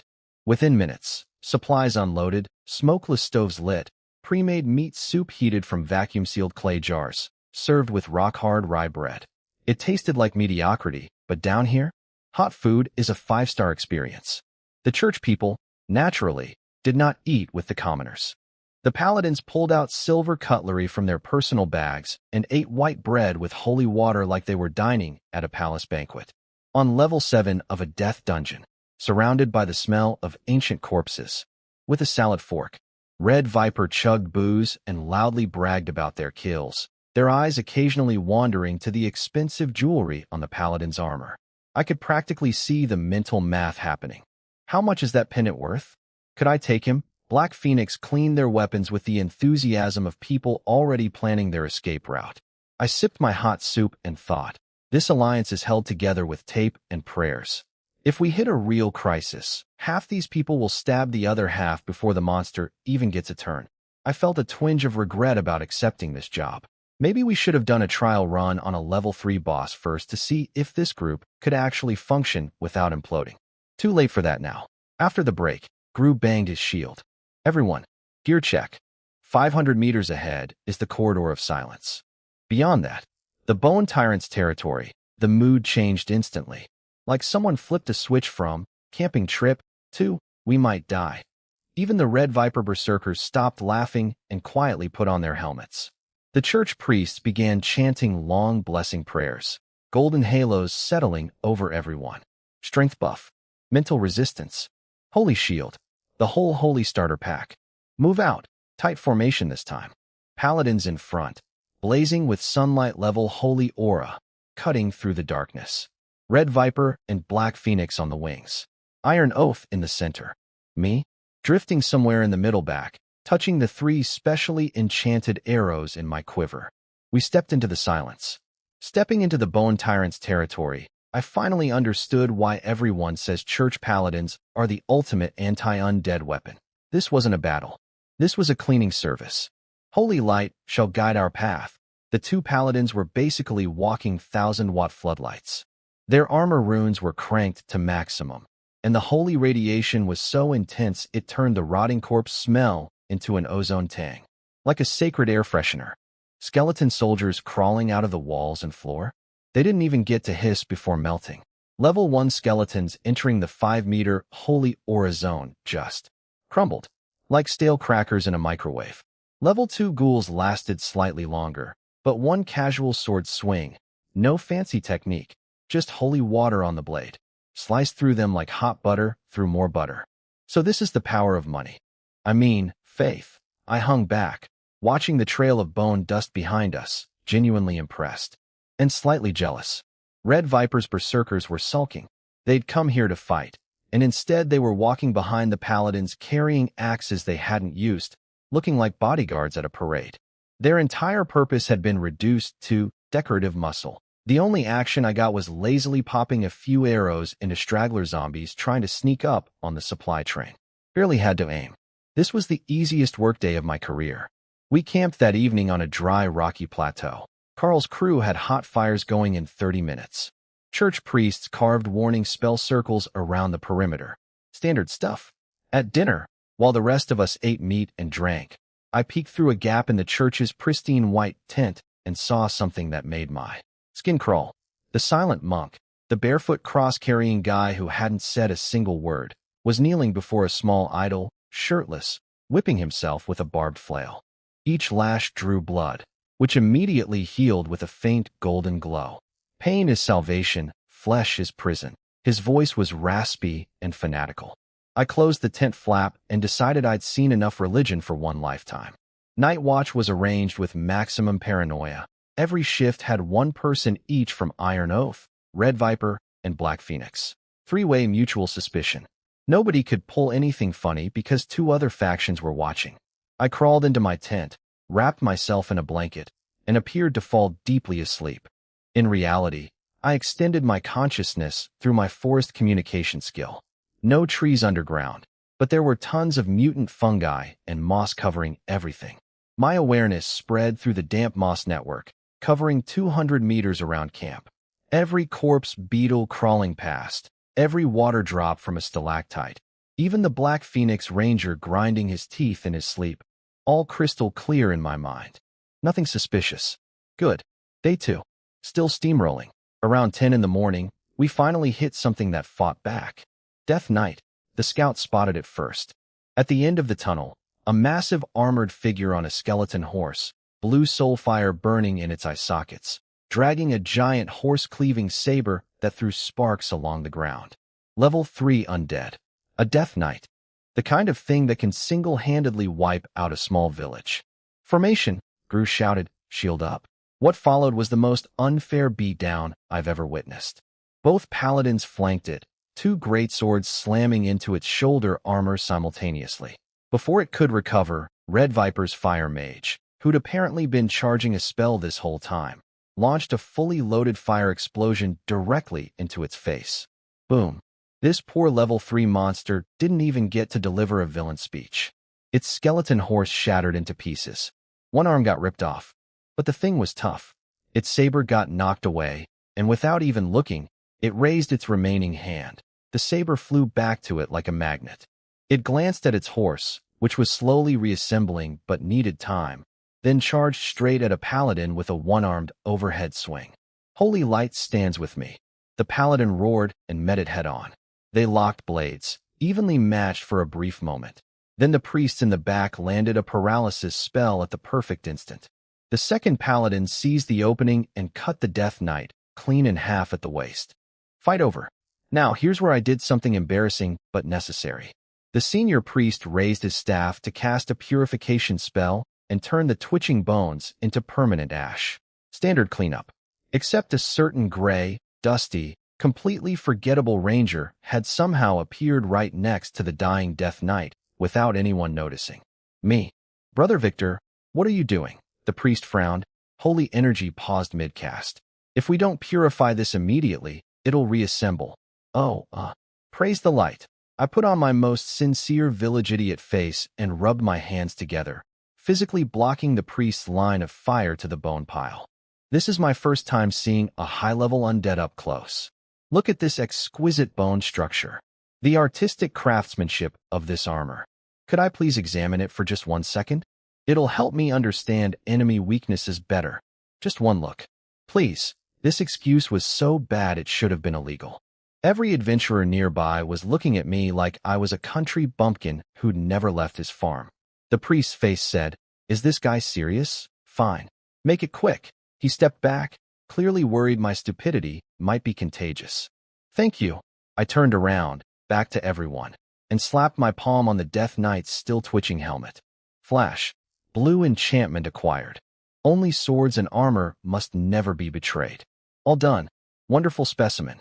Praised the light's generosity. I jumped away and gave the priest a big thumbs up like I'd just had the best museum visit of my life.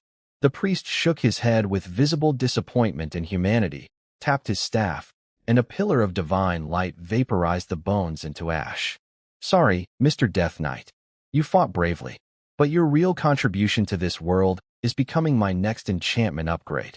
Rest in pieces. The moment I saw the Death Knight enchantment from day 2, I knew where it was going.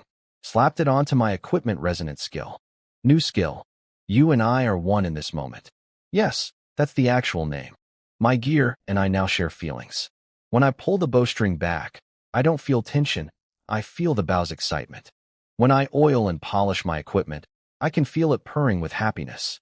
My weapons went from tools to emotional support partners. I'm not going to talk about this with anyone. Ever. The next 2 days were basically copy-paste of day 2. The team steamrolled everything. 1 level 3 undead per day, like clockwork.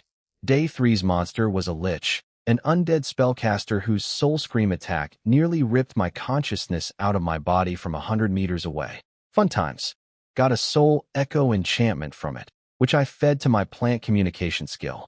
New skill, forest sound echo. I could now link my consciousness not just through plants, but through insects, small animals, and birds too. My mental radar went from a flat 2D map to full 3D surround sound. Basically upgraded from Google Maps to a military satellite. Day 4 brought a dual-wielding Death Knight on a skeleton horse. This one was actually scary, blazing through the battlefield at high speed, slicing through formations, dodging everything. I shot at it twice from the shadows. It dodged both. My third arrow I curved mid-flight with wind energy, and it still blocked with its swords. Show off. Eventually the paladins and priests tag-teamed it down, but not before it left the first scratches on those supposedly invincible church armor sets. Respect. And yes, every single day I performed my curious country boy touches the dead monster routine. Day 1, everyone was confused. Day 2, everyone was annoyed. Day 4, nobody even cared anymore. Oh, the weird guy's fondling bones again. Just let him, kids from the countryside. What can you do? Perfect. Being written off as a harmless weirdo was the best cover story I never planned. Now, the dual-wielding knight's enchantment. I expected something speed-related. This thing was fast. Already had plans to upgrade my Phantom Step. Instead I'm operating on a higher plane, blue. Do Death Knights have to pass a cringe exam before getting hired? I stared at this ridiculous name, trying to figure out what it actually did. The knight was fast, sure, but this enchantment didn't feel like speed. The thing is, once you fuse a blue-tier enchantment into a skill, it's basically locked in permanently. I couldn't afford to put a speed boost on an eye-related skill and end up attacking enemies with eyelash-generated tornadoes. I replayed the fight in my head. This knight with just a horse and 2 swords had gone toe-to-toe with 2 church paladins and actually had the upper hand. We only won after destroying the horse first. Classic, shoot the horse before the rider, strategy, works in every world, every genre, every century. The knight's real power wasn't raw speed. It was reading its opponents. Predicting. Countering before counters happened. Combine that with the edgy name. I fused it into my weak point detection skill. New skill. Technique. My prediction surpasses yours. LV.7. You think I'm going left, so you block right? Too bad. I predicted your prediction. By watching microscopic changes in an opponent's bones and muscles, you can essentially predict their next move before they make it. The cringy enchantment created a cringy skill name.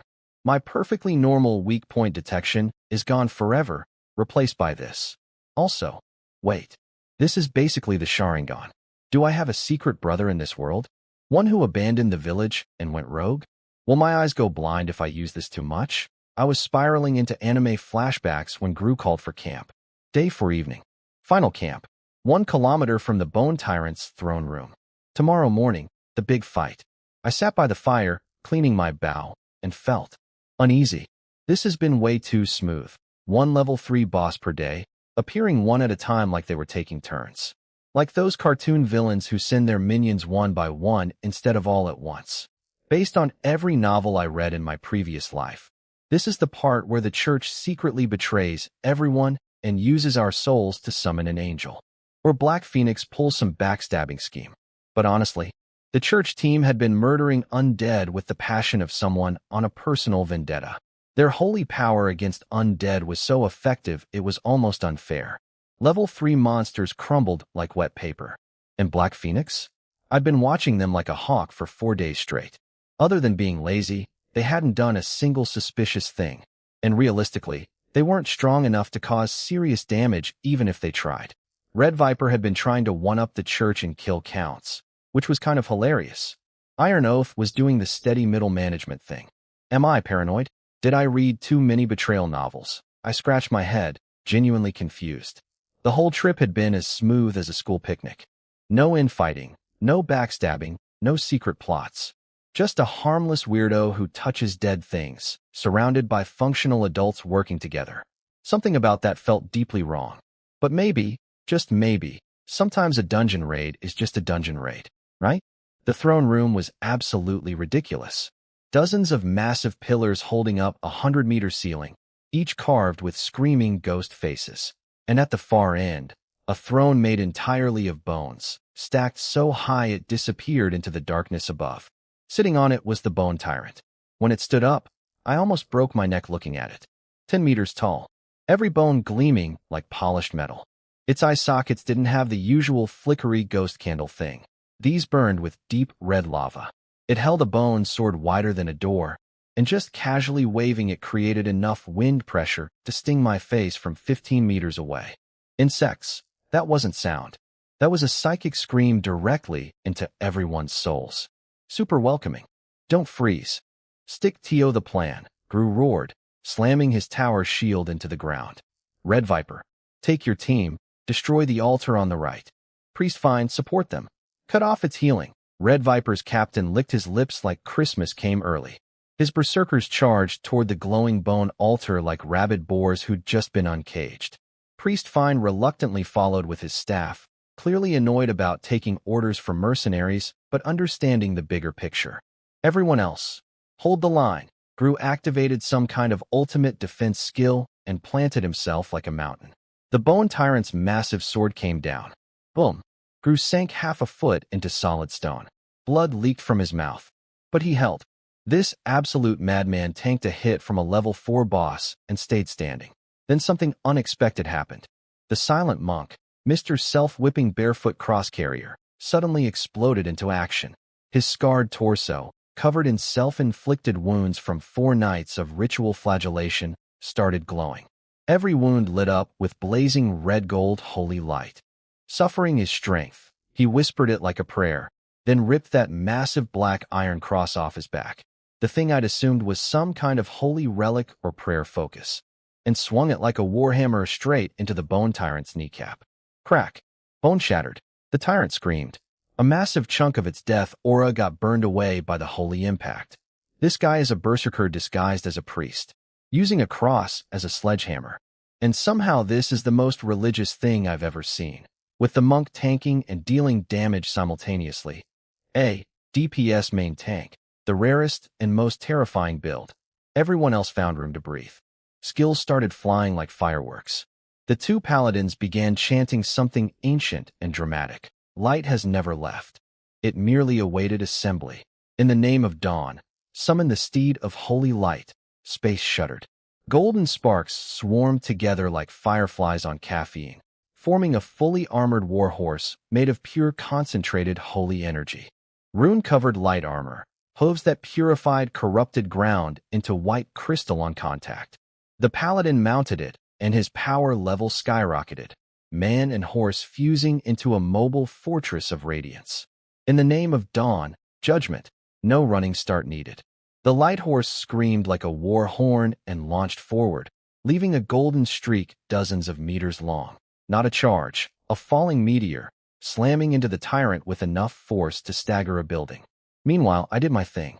Background art at full power, drifting around the edges of the battlefield like a ghost who lost its haunting assignment.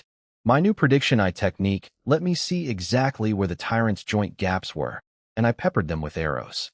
Not much damage, but maximum annoyance, like a mosquito you can hear but can't find. I successfully disrupted several of its power-up attacks just by being irritating. Altar down, 3 minutes. That's all Red Viper needed. The Fire Mage, 3 Berserkers, and Priest Fine basically performed a demolition job on the bone altar. It collapsed in a heap of dust. The tyrant's eye flames visibly dimmed. Its healing stopped. The cracked knee stayed cracked. Now, surrounded, Gru seized the moment. Red Viper's squad rushed back, to rejoin the main force. Victory was basically guaranteed. This top-tier raid team had the perfect combo: tactics, individual power, and elemental advantage. Even a level 4 lord was just a matter of time. Guess I was paranoid for nothing. I actually felt guilty. I'd been running maximum stealth and watching Black Phoenix's every move for 4 days, expecting betrayal at any second. But they were actually fighting. No slacking. Full effort. I mentally prepared an apology, then my instincts screamed, not from the front, from behind, from the direction of the supply camp, where the logistics crew was. Before I could even open my mouth to warn anyone, a beam of light. No, a beam of anti light. Pure, absolute, reality-devouring black. It erupted from where the supply camp was and lanced into the throne room without a sound. It was so fast that sound couldn't keep up. It pierced through one of Black Phoenix's rangers, then bent midair and hit their captain and a shield bearer. No explosions, no booms, just a sizzling hiss as flesh was instantly evaporated by concentrated death energy. 3 down. The beam kept going, snaking through the formation like it had a shopping list. Iron Oath's mage, their priest, grew, the shield bearer standing in front of them. Their upper bodies simply disappeared, like someone took an eraser to them. Clean cuts. Lower halves still standing for a horrible second before toppling, spraying black blood. Then the church priest in the middle of the formation, mouth still frozen in mid-chant. Everything below the throat turned to ash. 1 second. 8 people, dead. The 2 paladins at the front survived. Their holy barriers absorbed the residual energy, barely. They got pushed back, but held. The bone tyrant stopped fighting. Its broken jaw clattered open and shut in what I can only describe as laughter. I was pressed flat against a stone pillar, cold sweat soaking through every layer of clothing I owned. Because walking in from the supply camp entrance, stepping over what used to be our support team, was Carl. Logistics Carl. Clipboard Carl. Hot coffee on level 7 Carl. The guy with the glasses and the professional smile. Except now his feather pen was gone. His parchment checklist was gone. In his hand was a black staff radiating an aura of pure death that made my skin want to crawl off my body and leave. The tip was still smoking. Oh well, 6 quasi-professionals as sacrificial offerings. The extracted power was a bit lacking, I'm afraid. He looked at the 8 corpses on the ground with the mild disappointment of someone who miscalculated a grocery budget. Then he looked up at the rest of us, the survivors frozen in shock, and smiled. Not the professional customer service smile I'd seen for 4 days. Something elegant, something cruel, something that said, I've been pretending to be your butler, and now the game is over. So yeah, it wasn't the church. It wasn't Black Phoenix. It was the logistics guy. The guy who packed our lunches and counted our heads. The guy whose name I almost forgot because he was so boring. The caterer just killed 8 people with 1 spell, and he's apologizing for it not being strong enough. I was wrong about one thing earlier. Sometimes a dungeon raid is not just a dungeon raid. And I was right about one thing. It was too smooth. The air in the throne room turned to ice. Carl, the guy who was literally handing out soup and counting backpacks 12 hours ago, was now elegantly holding a smoking death staff and bowing to the bone tyrant like he was asking it to dance at a ball. He drew some kind of evil symbol in the air with the grace of a gentleman at a royal party, then spoke in this creepy ancient language dripping with disturbing devotion.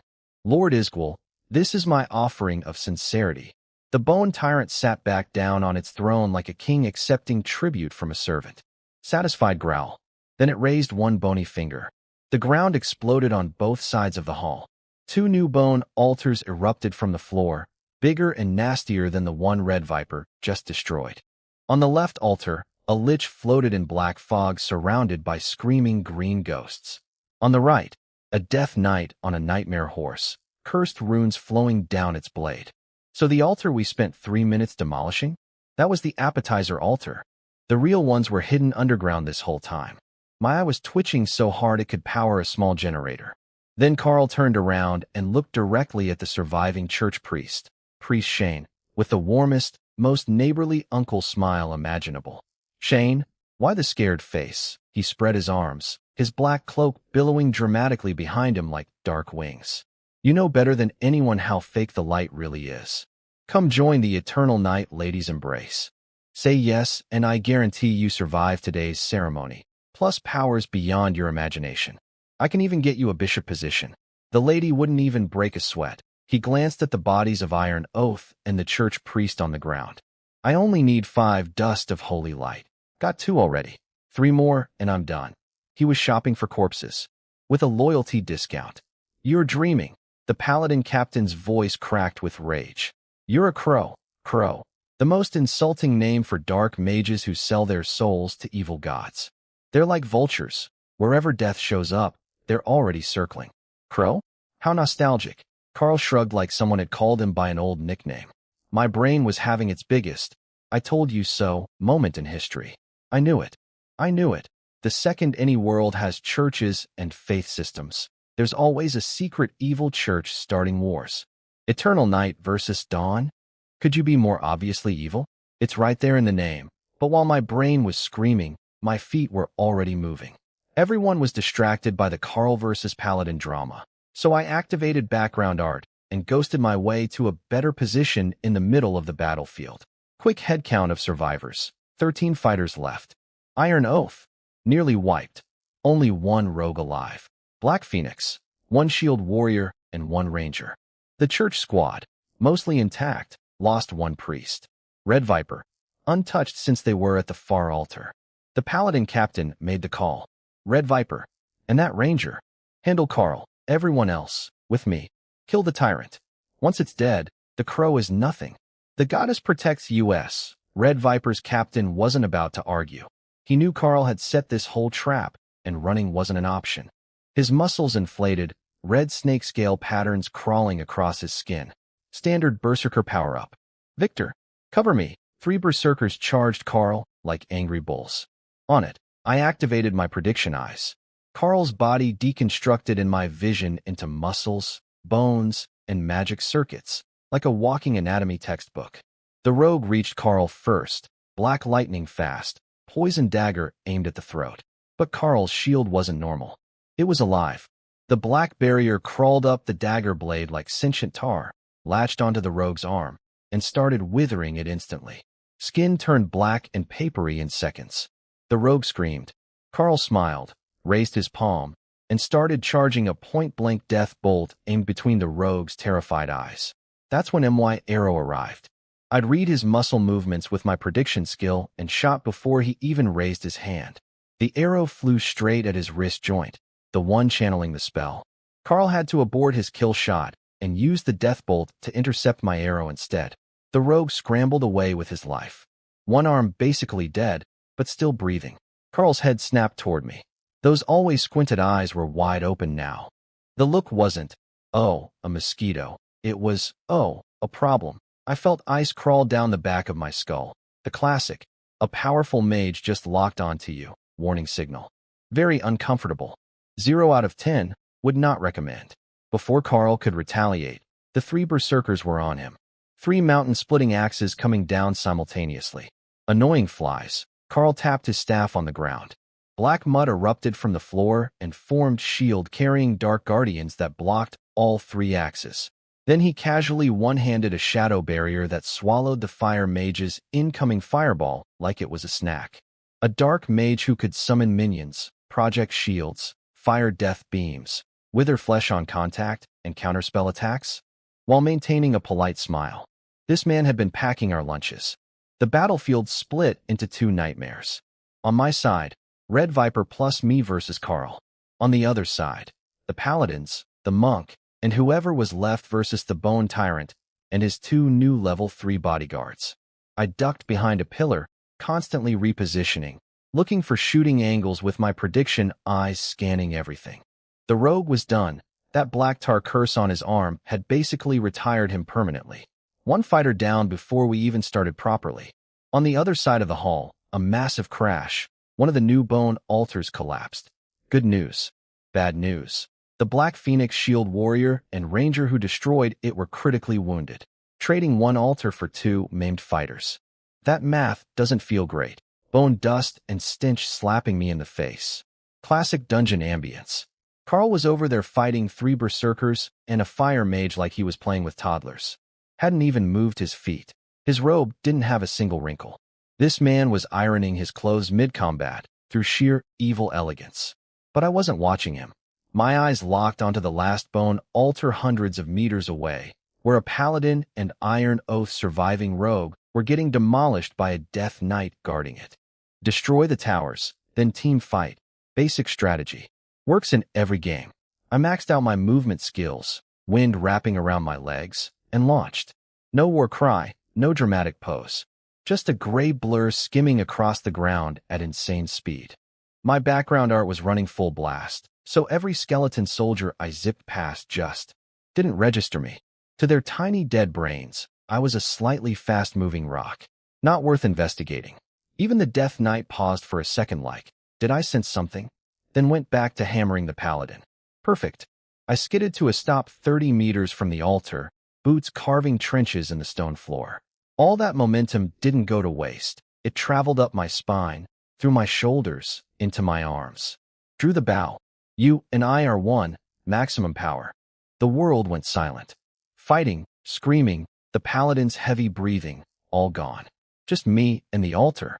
My consciousness flowed down my arm, into the bowstring, into the bow itself. We weren't separate objects anymore. The arrows weren't ammunition. They were my fists. My prediction eyes deconstructed the altar into a transparent blueprint, magic circuits pulsing like blood vessels. And there, at the central energy hub, I spotted the weak point. Turbulent energy flows. Structural instability. 3 arrows. Fired so fast the bowstring screamed once instead of 3 times. No fire trails. No fancy glowing effects. 3 black lightning bolts punched into the altar's base cracks. Then a dark red glow swelled inside the altar like a tumor. No boom, just a horrifying sizzle, like acid eating through steel. The altar's bone structure didn't crack or shatter. It just ceased to exist wherever the red light touched. Then the delayed explosion hit. A shockwave of bone fragments and death energy blasted outward in a ring.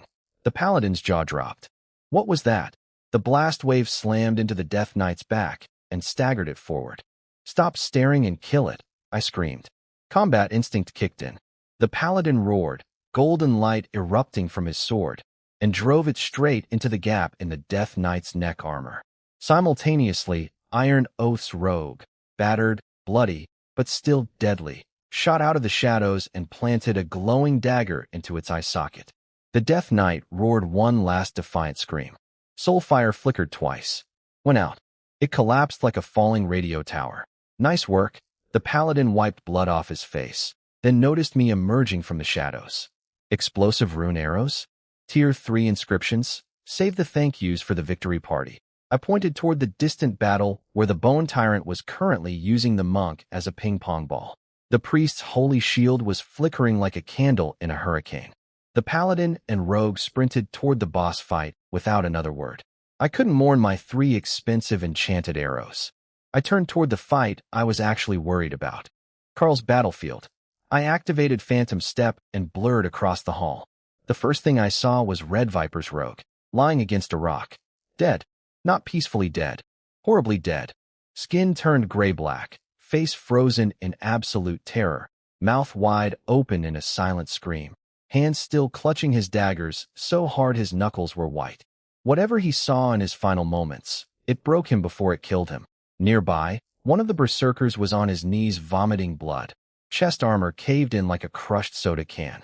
And in the center of it all, Carl, still standing in the exact same spot.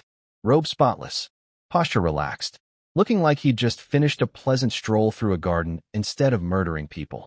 Oh, the little mouse returns. His eyes found me instantly. Through my stealth, through my background art. Just looked right at me like I was wearing a spotlight. I felt naked. Stripped, like standing in a blizzard with nothing on. Interesting archery, he said with a curious smile, like a professor grading a student's paper. Didn't account for you. You're a slight surprise. Then he casually waved his hand toward the dead rogue's body. It twitched. No, the surviving berserker's voice cracked with despair. The dead rogue's shadow peeled off the ground like wet paint, crawled up the corpse, and wrapped around it. The body shuddered, then stood up. Those eyes that had been frozen in terror were now just empty gray. Puppet. He'd turned the dead man into a puppet. You see, Carl spread his hands like a teacher explaining a simple concept to children. Death isn't an ending. It's merely another form of rebirth. My fingers white-knuckled around the bow. The situation on Carl's side was collapsing. 2 wounded berserkers and a fire mage running on fumes. Her fireballs had shrunk to fist size and bounced off Carl's shield without making a ripple, like throwing pebbles at a tank. My right hand drifted to a special arrow in my quiver. But I hesitated, because using that arrow meant showing my hand, revealing what I could really do. In front of a guy who'd just demonstrated he could turn corpses into zombies, deflect everything thrown at him, and hadn't even broken a sweat yet.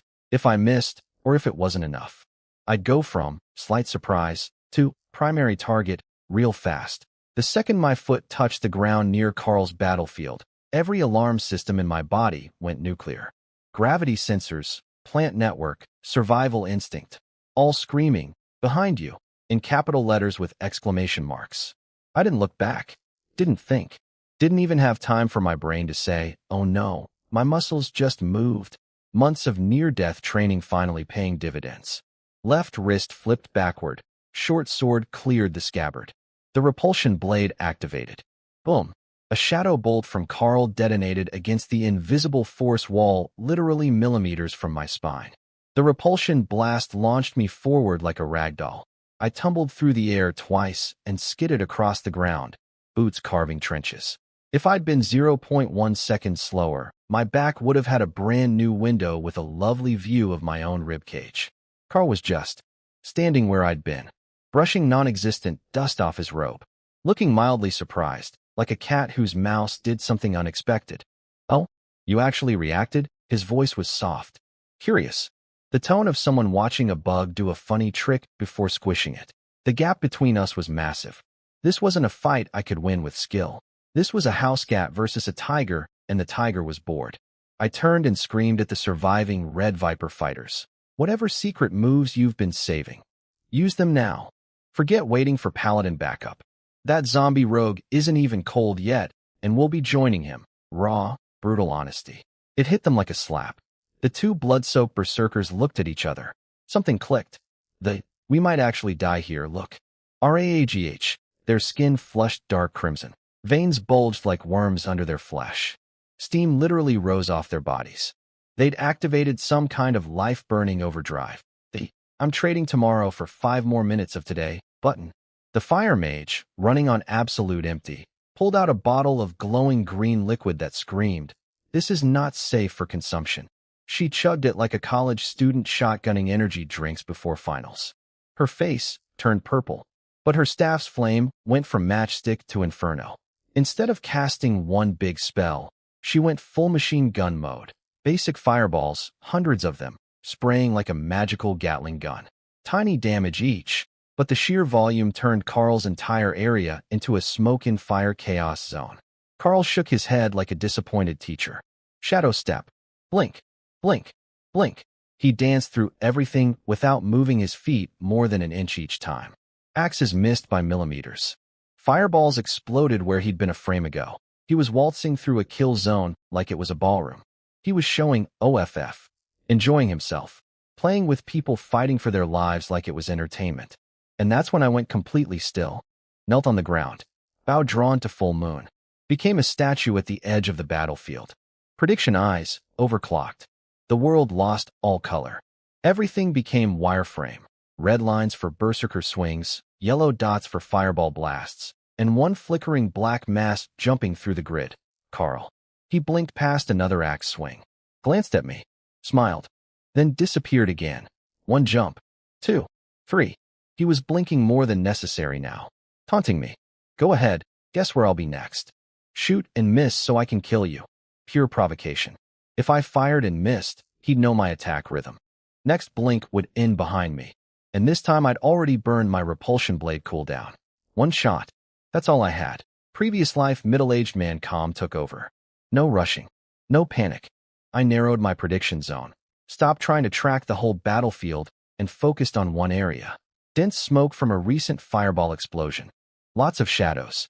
Perfect blink destination. I saw it. A tiny energy ripple in the smoke. I released. The arrow was so fast it had no sound. It flew into empty air. A patch of smoke where nobody was standing. Then, Black ripples bloomed in that exact spot. Carl materialized right into the arrow's path, like he'd teleported onto a landmine. His eyebrow raised slightly, genuine surprise this time. Then the smirk returned. He flicked his finger and summoned a black mercury shield. This thing was preloaded, ready to deploy anytime. He'd seen my explosive arrows earlier. This barrier could eat that level of damage for breakfast. His smile said, "Nice try, kid. But I already prepared for your best move." He was already planning his counter-teleport to appear behind me, probably rehearsing his victory one-liner. Then my arrow cracked open. Not an explosion. A quiet, crystalline sound. Like glass breaking. The plain wooden coating, the camouflage layer, shattered and fell away. And from inside that tiny arrow shaft, a wave of pure, holy, golden white light erupted outward. Not wind energy. Not explosive runes. Holy light. The one element that dark mages fear more than anything in existence. Surprise, Carl. The anti-undead supplies I bought for the raid? Not all of them went into the communal stockpile. Some went into my arrows. And your fancy dark magic shield that absorbs kinetic energy? It was not built for this. That wasn't an arrow. What hit Carl was a compressed, solidified chunk of dawn itself rudely shoved into his face at arrow speed. His precious Psywall shield, the one that supposedly absorbs all physical and magical damage below level 4, met the golden light and reacted like butter meeting a blowtorch. Didn't even make a sound. Just melted open like it was never there. No. Impossible. Carl's permanent smug face shattered. For the first time, the man who'd been treating this entire massacre like a dinner party looked genuinely terrified. He panic-dumped magic into every defensive trinket he owned. His chest amulet screamed, literally screamed, and sprayed out thick black shadow trying to build a curse deflection barrier. The holy light touched it, and the shadow evaporated like snow in a volcano. The amulet exploded into black dust on his chest. Gone. Probably worth more than my entire equipment set. Dust. His enchanted robe activated next, warping space around him, trying to fold reality so the arrow would pass through his armpit instead of his heart. But the arrow was too fast. Space couldn't fold quickly enough. The golden light ripped through the spatial distortion and set the robe on fire. Holy fire spread through the rune circuits like wildfire through dry grass. His fancy silk robe became a torch. Layer after layer of protection, worth a fortune, burned through in under a second. Here's the thing about that arrow. It cost me 60 gold coins. I'd bought a level 3 Dawn Griffin's spirit essence on the black market and enchanted the entire thing onto a single arrow. My original plan was to save it for the Bone Tyrant, a backup nuke in case the team's damage wasn't enough. 60 gold is a lot to put on one arrow, but getting a level 4 monster's enchantment was worth any cost. The moment I realized Carl was a shadow specialist, though, I didn't hesitate for even a heartbeat.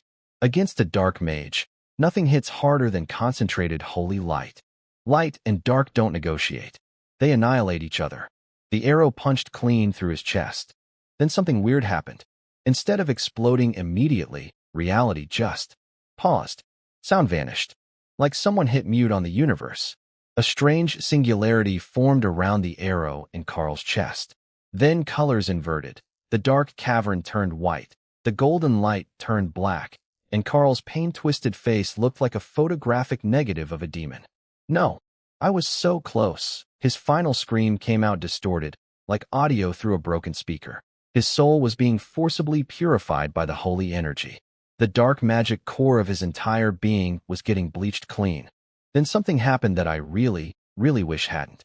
My heart skipped a beat. The battlefield disappeared. I was floating in void.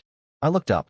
In the crack of the sky where light and dark energy were tearing each other apart, the stars had rearranged themselves into the shape of an eye. A massive, cold, infinitely deep eye that contained all the darkness and silence in existence. It wasn't looking at me. It was just glancing in this general direction. The way you'd glance at a fly buzzing near your window. Casual. Barely interested. Oh, something flickered over there. The eternal night goddess. Carl's boss. The actual goddess. For that fraction of a second, my soul felt like it had been dunked in liquid nitrogen. Every cell in my body was screaming run, but I couldn't move a finger. Complete shutdown. Total paralysis. So that's what a god feels like. 0 out of 10. Would not recommend meeting one. Ever. Fortunately, gods have short attention spans for mortal stuff. One follower dying from a level 3 holy explosion is just cosmic background noise to her. She looked away. Time resumed. Boom. The delayed explosion finally detonated. 2 full seconds of built-up energy released at once. A ring of white holy light mixed with black dark energy, shrapnel blasted outward across 100 meters. The fire mage screamed and got launched like a leaf in a hurricane.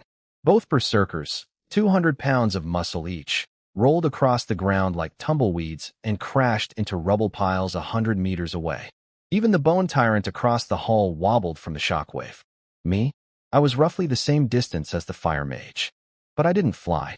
My enchanted boots, bless you, deep-rooted, glued me to the floor with everything they had. The wind hit me, and I tilted backward at a 45-degree angle, body completely rigid, leaning like Michael Jackson's anti-gravity lean, except not on purpose and not cool-looking at all.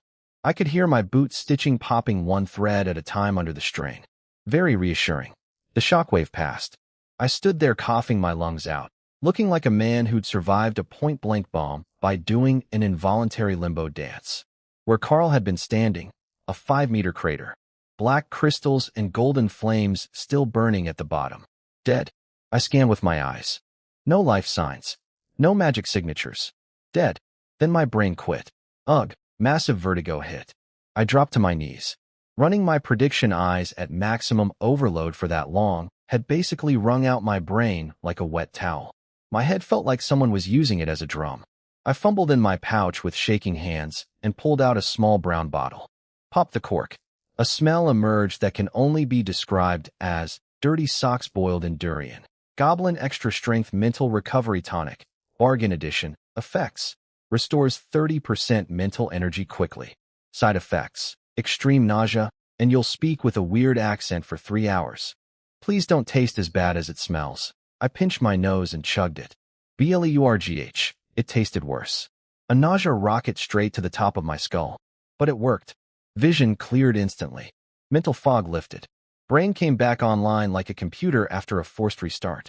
Okay, I'm alive. I wiped the medicine stains off my mouth, yanked my boots out of the cracked ground, and turned toward the remaining battlefield. Carl was gone. 60 gold well spent. The goddess saw me, but didn't care. I now speak with an accent for 3 hours. Net positive? Let's go with yes. Hold the line. For the goddess's glory, the monk's voice was basically gravel at this point. The man looked like he'd been through a blender, a meat grinder, and then the blender again. His shirt was confetti. His skin was a patchwork of old self-whipping scars and fresh monster wounds, all bleeding together into one continuous mess. Every time the bone tyrant's giant sword came down, he sank a little deeper into the ground and coughed out a little more blood. But he did not step back. Not 1 inch. Absolute psychopath. I mean that as the highest compliment. Behind him, one paladin had lost his holy horse and most of his armor. Left arm broken, dangling uselessly. He was still swinging a snapped sword at the tyrant's knee with his right hand. Respect level, infinite. The paladin captain still had his horse, but the fancy silver armor was corroded into Swiss cheese. He was circling, looking for openings that didn't exist. Give me another blessing, the captain shouted. I have nothing left. The priest was slumped on the ground, white as paper, holy symbol completely dark. He'd burned his last drop of faith energy, saving one of the paladins from a killing blow. Despair everywhere. And that's when I understood Carl's whole strategy. He wasn't trying to kill me quickly. He was playing cat and mouse on purpose. Buying time. Every second he kept us busy was a second the bone tyrant had to grind down the church squad. If I hadn't existed, if I hadn't had that 60 gold holy arrow, the ending was simple. Carl finishes us at full health, then strolls over to watch the tyrant crush the paladin's skulls. Game over. Total party kill. Good thing I overprepared. I took a deep breath. The goblin tonic was still making my stomach do backflips, but at least my brain was working. Hey, bald master. Duck. The monk instinctively tucked his head. 2 wind-wrapped arrows screamed over him and slammed into the tyrant, disrupting its next attack just enough to create breathing room. The exhausted priest finally got a chance to drag the broken-armed paladin out of danger. Between my arrows and the paladin captain's harassment, we managed to tag team the tyrant into a stalemate. Not winning, but not dying, which at this point counted as a massive victory.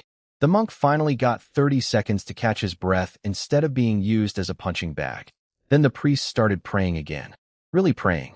Full desperation mode, begging the goddess of dawn for one more serving of holy power. A golden glow lit up behind me. The broken paladin's arm snapped back into place, barely functional, but enough to grip a sword. The monk's stomach wound sealed shut before my eyes. Even Red Viper's two berserkers, who I'd honestly forgotten about, got enough juice to stand up again. The priest looked like he'd aged 15 years in 30 seconds.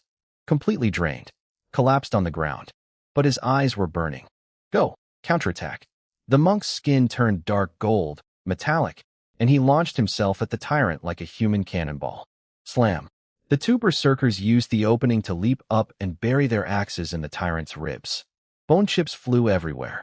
Both paladins combined for their ultimate technique, Dawn's Judgment, a massive holy sword of light that knocked the tyrant backward 4 or 5 steps. And I'd been circling the whole time, watching through my prediction eyes, waiting for exactly this moment. There, the connection between the tyrant's neck and chest. The energy was pulsing wildly from rage, and one of the berserker's axe strikes had cracked the bone plate right there. A hairline fracture. That's all I needed. I pulled 3 arrows at once, all enchanted with explosive runes. The expensive ones. Break. 4. Me. Twang. 3 arrows, nose to tail, forming a single line of death. Arrow 1 drilled into the crack. Didn't penetrate, but the impact wedged the fracture open. Arrow 2 slammed into Arrow 1's tail. Double momentum. The arrowhead punched through into the spine gap between the vertebrae. Arrow 3 was the detonator. It triggered every Hawkeye mark I'd stacked throughout the fight and set off all 3 explosive enchantments in a chain reaction. A miniature mushroom cloud bloomed from the bone tyrant's neck. No scream, just the sound of 10 meters of magical skeleton coming apart at the seams. The massive frame froze upright for 1 second, like a building realizing its foundation just got deleted, then collapsed in a cascading avalanche of dead bone. Ribs, arms, skull, spine, all clattering to the floor in a spectacular heap of defeated evil. Silence, just heavy breathing and crackling flames. I lowered my aching arms and stared at the bone pile. It's over. My body felt completely hollow, like someone had scooped out my insides and filled me with exhaustion. But this was not rest time. This was loot time. I shuffled toward the tyrant's giant skull on legs that felt like overcooked noodles. This was my first monster this big, 10 meters of scattered bones everywhere. Where do you even touch to extract an enchantment from something this size? The soul should be in the head, right? Heads are where souls live. Probably. I pressed my palm against the skull. Nobody laughed at my corpse-touching habit this time. Not a single snicker.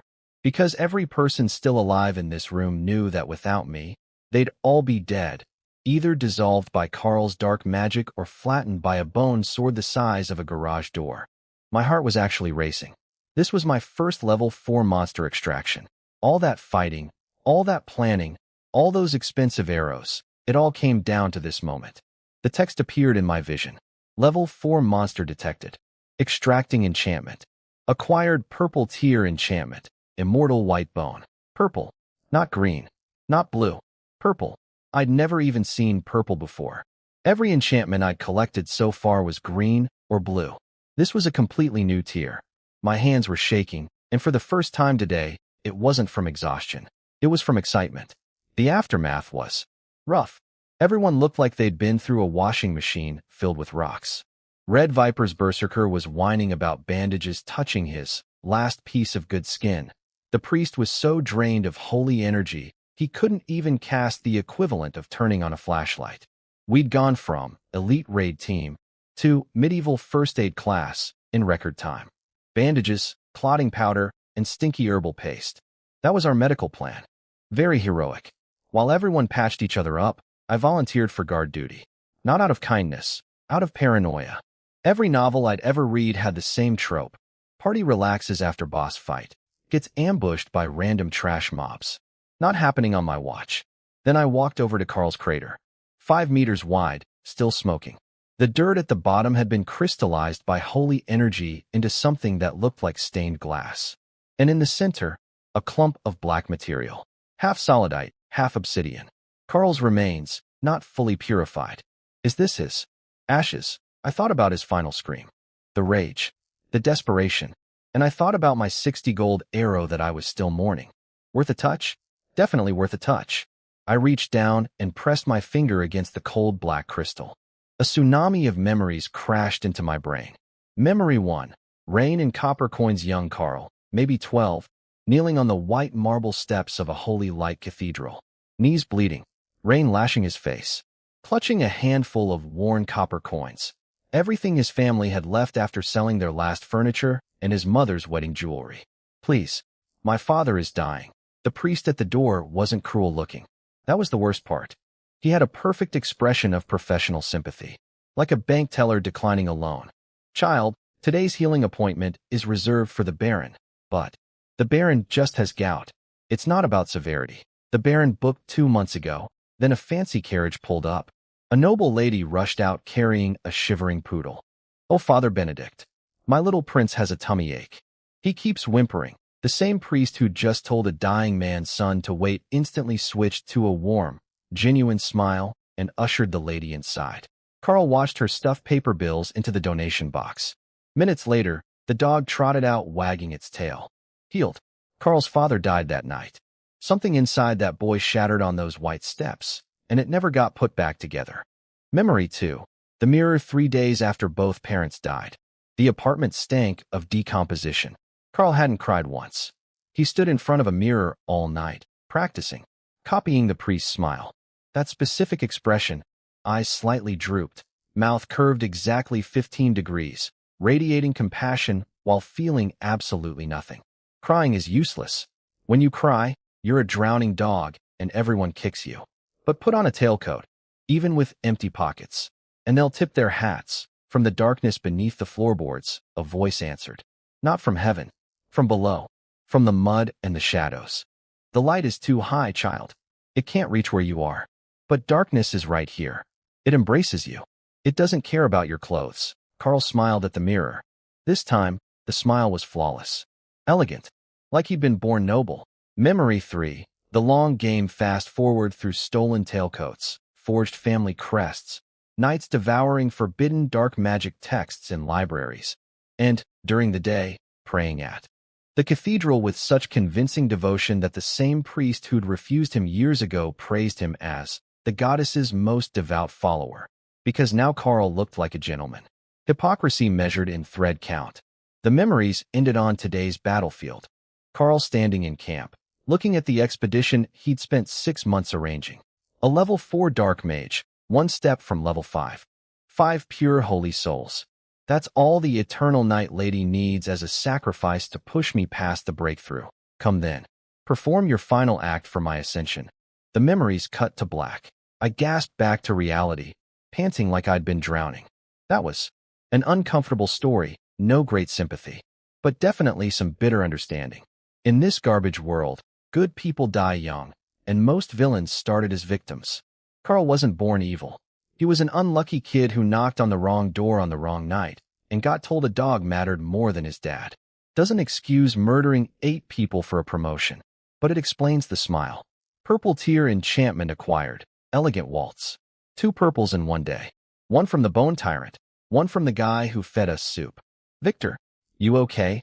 The paladin captain shouted from across the ruins. Fine. Just having an existential crisis. I dusted myself off and walked back to camp. Night fell.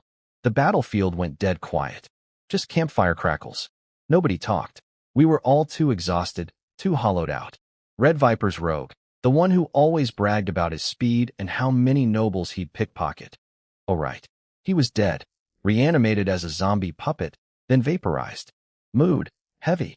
The paladin captain finally broke the silence. Tomorrow morning, we head back to Coldwind City. I'll report everything to the bishop. The mission had complications. But Carl is dead. The bone tyrant is purified. We succeeded, at a terrible cost. But yes, I stared into the fire and quietly tallied my haul. 5 blue enchantments from the Death Knights and the Lich along the way. enough to cover every remaining skill I had, with extras to spare. 1 purple from the Bone Tyrant. 1 surprise purple from Karl's Remains. 2 purple tier enchantments. In 1 expedition. Lost a 60 gold arrow. But overall, I rubbed my chin, firelight dancing in my eyes. Definitely came out ahead. The raid cost me 1 arrow and several years off my lifespan from stress. It gave me 2 purple enchantments, 5 blues, and the kind of combat experience you can't buy. Net profit, absolutely massive. I'm a terrible person for thinking about loot right now, aren't I? Everyone's mourning, and I'm doing mental accounting. But hey, in this world, the sentimental die first, and the pragmatic get purple drops. I'll light a candle for the dead later, right after I figure out where to put these enchantments. The walk home was the quietest journey of my life. 28 went in. 11 came out. Nobody talked. The Red Viper Berserker was still carrying his giant axe, but the spot next to him, where his rogue buddy always walked, empty. Like a missing tooth you can't stop poking with your tongue. Even the loudest, most obnoxious mercenaries in the group had nothing to say. Everyone knew the math. Without my arrows at the right moments, the number coming back would have been 0. Being alive is pretty great, actually. I pulled my cloak tighter and let the silence be. We hit the surface in the afternoon. Autumn sunlight, cold but warm at the same time. That weird feeling of, wait, the sky exists, after days underground. Like waking up from the longest, worst nightmare and finding your bed still comfortable. The goodbye was simple. No speeches, no handshakes, just eye contact and nods. The kind of look that says, if we're both still breathing next time, maybe we'll do this again. Then everyone scattered like leaves. The paladin captain stopped me before I could disappear. Victor, thank you. Without you, we'd all be reporting to the goddess in person. Just business, I shrugged. I was here for the paycheck. He told me the church doesn't forget its friends, that this whole thing was a long-planned eternal night conspiracy, and that my existence was the variable that let them survive. Also, they still owed me my mission payment. He took down my inn's name and left, carrying the Bone Tyrant's massive skull as proof of completion. Back at the inn, door locked, body launched onto the softest bed in the known universe. For the first time in days, every muscle in my body unclenched simultaneously. I think I heard my spine sigh with relief. All right, loot box time. I sat up like a spring-loaded jack-in-the-box and pulled out my treasures. Immortal White Bone, purple. Elegant Waltz, purple, 2. Purple. Enchantments. In one trip, my eyes were literally glowing. This was lottery winner level luck. The kind of fortune that strikes once and never comes back. And if it does come back, I'm not going. I am never doing a raid like this again. I had full self-awareness. That raid was 4 tiers above my pay grade. I went in to fight a level 4 monster and accidentally stumbled into a conflict between actual gods. A church conspiracy, a dark mage mastermind, and a deity casually peeking at me from the sky. For a level 3-ish ranger. Absolutely unhinged difficulty scaling. So these 2 purples needed to be used perfectly. I looked at my skill list. Ranged attacks, melee combat, detection, stealth, equipment synergy, prediction eyes. Actually a pretty well-rounded kit. But the real MVP? The foundation of everything? Breathing technique. It's what upgrades my body. Strength, agility, constitution, they all grow through breathing. Every other skill is useless if my body breaks down. Can't snipe from the shadows if you're dead. Can't be a sneaky opportunist if you collapse after 1 hit. Only the living deal damage. Only a healthy body can be a proper coward. Priority number 1. No contest. I grabbed the immortal white bone, that gorgeous purple orb, and slammed it into my breathing technique. Ding. Enchantment merging. Reconstructing skill architecture. Evolution successful. Acquired. Immortal, time trace breathing technique. Purple. LV.12. The description made my jaw drop. For an immortal being, it has witnessed countless lives bloom and wither to dust. Through endless cycles of birth and death, it understood that everything is fleeting. Only time is eternal. Every breath lets me read the age of rocks, count tree rings, assess weapon wear. I can taste a living being's life flow, their remaining lifespan, cellular decay rate, even old injuries hidden by time. This gives me massive resistance against aging, poison, curses, and anything that works through time-based erosion. And the real kicker, Breathing accumulates, times sand. Spend it, and my perception detaches from physical time. Everything around me slows to near zero. The world essentially pauses while I keep thinking and reacting at normal speed. I breathe in. The world transformed. I looked at the wooden table in my room and felt its entire history. The tree growing in a forest, the shock of being cut down by a lumberjack, and even a vision of its future rotting into dust. The table's whole life story, just from breathing near it. Deep in my mind, I found a glass hourglass. Golden sand sitting in the bottom chamber. Not much, but it was there. So that's the time sand. I mentally flipped the hourglass. Golden grains trickled down, evaporating the instant they hit the bottom. I opened my eyes. The dust motes floating in the sunbeam had stopped. Not completely. They were still moving, but so incredibly slowly that each tiny speck looked frozen in amber. I waved my hand through the air and left a visible trail in the solidified atmosphere, like drawing lines in thick fog. Then the sand ran out, and reality snapped back to normal speed. That's bullet time. I just unlocked bullet time. Like in the movies. Like that scene with the bullets. Except it's real, and it's my ability, and I can use it in combat. Bullet time plus prediction eyes that read muscle movements before attacks happen. Let me do the math on that. I can see what you're going to do before you do it. And then I can slow down time, so I have all the leisure in the world to perfectly aim my countershot. What in this entire world could I possibly not hit? The answer is nothing. The answer is I hit everything. Every time. Forever. Purple enchantments don't just upgrade skills. They break them. They turn, pretty good, into, this shouldn't be legal. If the blue tier was like getting a sports car, the purple tier is like strapping a jet engine to a bicycle, and somehow it works. I still had the second purple, elegant waltz from Carl, sitting in my inventory, waiting for the perfect skill match. And despite just saying I'd never do another insane raid, if another opportunity for a purple enchantment showed up, yeah, I'd probably go. I'm weak. I admit it. Purple is my new addiction. Elegant waltz. Carl's parting gift from beyond the grave. Run fast. Stay alive. Alive means damage. Zero hesitation. Even ignoring Carl's creepy shadow teleport fighting style, the word waltz practically screams footwork skill. I slammed the purple orb into Phantom Step. New skill, 3-beat, applause and spotlight. Purple, LV.11. Excuse me, I stared at the name. This was the most extra skill name I'd ever received, and I once got a skill literally called, My Prediction Surpasses Yours. The purple tier apparently has a flair for the dramatic. The description was a whole essay. Your footwork isn't hurrying, it's dancing to the destination. And since you're on stage, you obviously need spotlights and applause. Applause, explosive burst dash covering massive distance, leaves behind an afterimage where you started. Spotlight, silent, weightless glide. Zero sound, zero trace. 3-beat combo.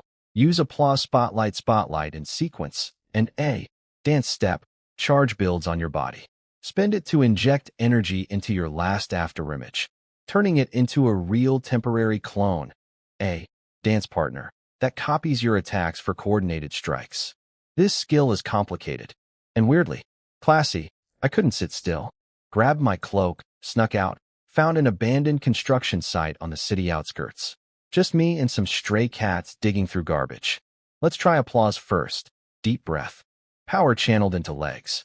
Boom. The ground became a springboard. I launched forward so fast the scenery smeared into motion blur lines. Holy! I was 20 meters away before my brain caught up, nearly face-planting into a broken wall. I turned around. Standing at my starting position was me. A perfect gray afterimage frozen in my pre-launch pose. Every cloak wrinkle, every detail, crystal clear. It stood there like a ghost for about 2 seconds, then faded. That's fast. Now. Spotlight. I tapped my toe. The world hit mute.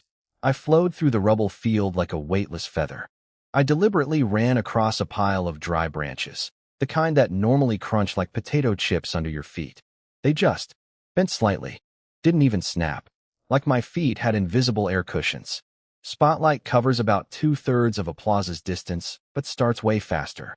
One's a cannon launch, the other's a ghost glide. Now the combo. I faced the graffiti-covered wall. Imagine it was my worst enemy. Internal rhythm. Boom shushu. Boom. Applause. Afterimage planted. I rocketed to the wall's left side. Whoosh. Spotlight. Ghosted right. Whoosh. Spotlight. Appeared behind the wall.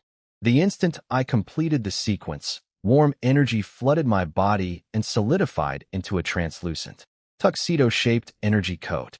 The dance step charge. Go. I mentally flung the energy toward my afterimage, which was still barely visible 20 meters away. The gray clone lit up. Color returned to it. A faint light appeared in its empty eyes. It went from freeze-frame ghost to actual person in a heartbeat. I drew my bow, knocked an arrow, pulled to full draw. The dance partner, 20 meters away, did the exact same thing simultaneously. It conjured a glowing energy bow out of thin air, stance perfect, form textbook. We fired together. 2 bowstrings sang as one. One real arrow, one energy arrow, from 2 completely different angles, converging on the wall. Crash. The real arrow blasted through brick. The energy arrow hit the debris cloud and triggered a secondary explosion. When the dust cleared, the half-meter-thick stone wall had a hole clean through it. Roughly 1.3 to 1.5 times damage boost from the duo attack. I watched my elegant clone fade into the air and snapped my fingers. Shame I never learned to dance in my previous life. Counting beats in my head during combat feels weird. I spent the next 2 days obsessively practicing. Room, abandoned lot, room, abandoned lot. Boom shushu, boom shushu. Over and over. At first I kept missing the rhythm and the skill would fizzle. Then I got smoother. Seamless applause to spotlight transitions at full speed, even using the dance partner as a stepping platform for double jumps. Day 3 morning. Knock on my door. Is this where Mr. Victor is staying? A polite, warm voice with that unmistakable priestly cadence. My breathing technique told me everything before I opened the door. White robes, holy energy, young male. I opened up. Yep. Young priest, Church of Light badge, professional warm smile that probably came standard with the uniform. The paladin captain must have filed his report. Probably just a payment delivery, my mission reward. But this priest's presence felt heavier than a delivery boy's. That's me. I leaned against the doorframe. If you're selling redemption vouchers, I suggest the door to the left. A newly rich dwarf lives there. Very susceptible to guilt. The priest blinked. Clearly hadn't prepared for that as an opener. But he recovered smoothly and bowed. You're quite humorous, Mr. Victor. My name is Andrew, assistant priest at Coldwind City's Holy Light Cathedral. His pale gold eyes had a sharp, appraising quality that didn't match his gentle smile. I'm here on the bishop's orders to invite you to the cathedral. Is my reward check so big it needs the bishop's personal signature? The reward is an insignificant part of why you've been summoned. Andrew stepped aside with a polite, after you, gesture. His tone was respectful, but underneath it was a very clear, this isn't optional. The bishop is very interested in your performance in the dungeon. Oh great. The bishop wants to meet me. Not, here's your gold. Thanks, bye. The actual head of the local church wants a face-to-face. This was either very good, fat bonus, connections, protection, or very bad. They notice something, they want something. I'm getting recruited into organized religion. Well, if the bishop's asking, it'd be rude to say no. I shrugged, locked my door, and followed the priest. Lead the way, Father. Internally, please just be money. Please just be money. The Holy Light Cathedral. A massive white building stabbing into the sky like God's own middle finger to architecture. I followed the young priest Andrew inside. And with every step this was a mistake. Alarm got louder. I've never been a fan of religious buildings. In a world where gods actually exist, walking into their house is like going through an X-ray machine naked. You never know when the big boss upstairs might decide to peek at your insides. The front doors opened and 2 rows of silver-armored temple knights simultaneously slammed their ceremonial spears on the ground. Dome. I nearly jumped out of my skin. Thanks for the heart attack, guys. Red carpet. Fancy everything. And at the end, the bishop himself, waiting for me in full golden-trimmed robes with a platinum staff, looking like the world's most expensive grandfather. Our hero has arrived. Paladin Captain Raymond, Scarface, my old raid buddy, marched over and slapped my shoulder so hard I think he rearranged my vertebrae. Just doing my job, Captain, I wheezed. Humility. What a precious virtue. The bishop glided over, all warm smiles and twinkling eyes. But behind those eyes, Pure fox. This man had been calculating something since before I walked in. I'm Bishop Alban. The Church of Light always repays its debts. Please, let's talk inside. The meeting room was so fancy it made me physically uncomfortable. Paintings on the walls worth more than 100 Blackstone towns. Crystal water glasses. I was afraid to breathe on anything. Raymond handed me a black card with magic patterns etched into it. 2,000 gold coins. Withdrawable at any gold wheat union bank across the continent. 2,000 gold. The mission reward plus loot share comes to 280 gold per person. The rest is the church's personal gratitude for saving our people. I was still trying to process 2,000 gold when the bishop dropped the real bomb. Mr. Victor, besides gratitude, I have a small curiosity. Here it comes. You mean the arrow? Precisely. The bishop's eyes went sharp. You're not a follower of the light goddess. You have no registered divine magic credentials. Yet you defeated what appears to have been a fourth circle shadow mage. That was no ordinary ranger's arrow. In this world, power has copyright. Dark magic belongs to Eternal Night. Holy light belongs to Dawn Church. A random freelance ranger pulling out a nuke-grade holy attack is like some random civilian pressing the president's nuclear button. Of course the church was freaking out. That was luck. I lied with the confidence of a man who lies professionally. Found an ancient arrow on the black market. Seller said it was from some old ruin. You know how those ancient craftsmen were, always making weird stuff. I was desperate, threw a Hail Mary, didn't expect it to actually work. Honestly, if I'd known it was wholly related, I would have brought it straight to the church. Absolutely. 100%. The bishop stared at me for several very long seconds. Black market plus ancient ruin equals completely unverifiable dead end. No paper trail. I see. Then it was the goddess's guidance, placing that relic in the right hands. Translation: I don't believe you, but you're useful and not hostile, so I'll pretend I do. Well, if we're all good here. I grabbed the crystal card and started standing up. I won't interrupt your prayers any longer. Please stay. The bishop tapped his staff on the floor. The doors behind me swung open. 4 high-ranking paladins stood in the doorway, not drawing swords. Didn't need to. Their mere presence felt like a castle wall materializing behind me. Mr. Victor, since you used the power of light, even accidentally, that means you have an affinity with holy energy. The bishop's smile was still warm, but it had grown teeth. We've prepared a small baptism ceremony, just beneath the goddess's statue in the main hall, merely to cleanse any battlefield contamination you might have picked up. You wouldn't refuse the light's kindness, would you?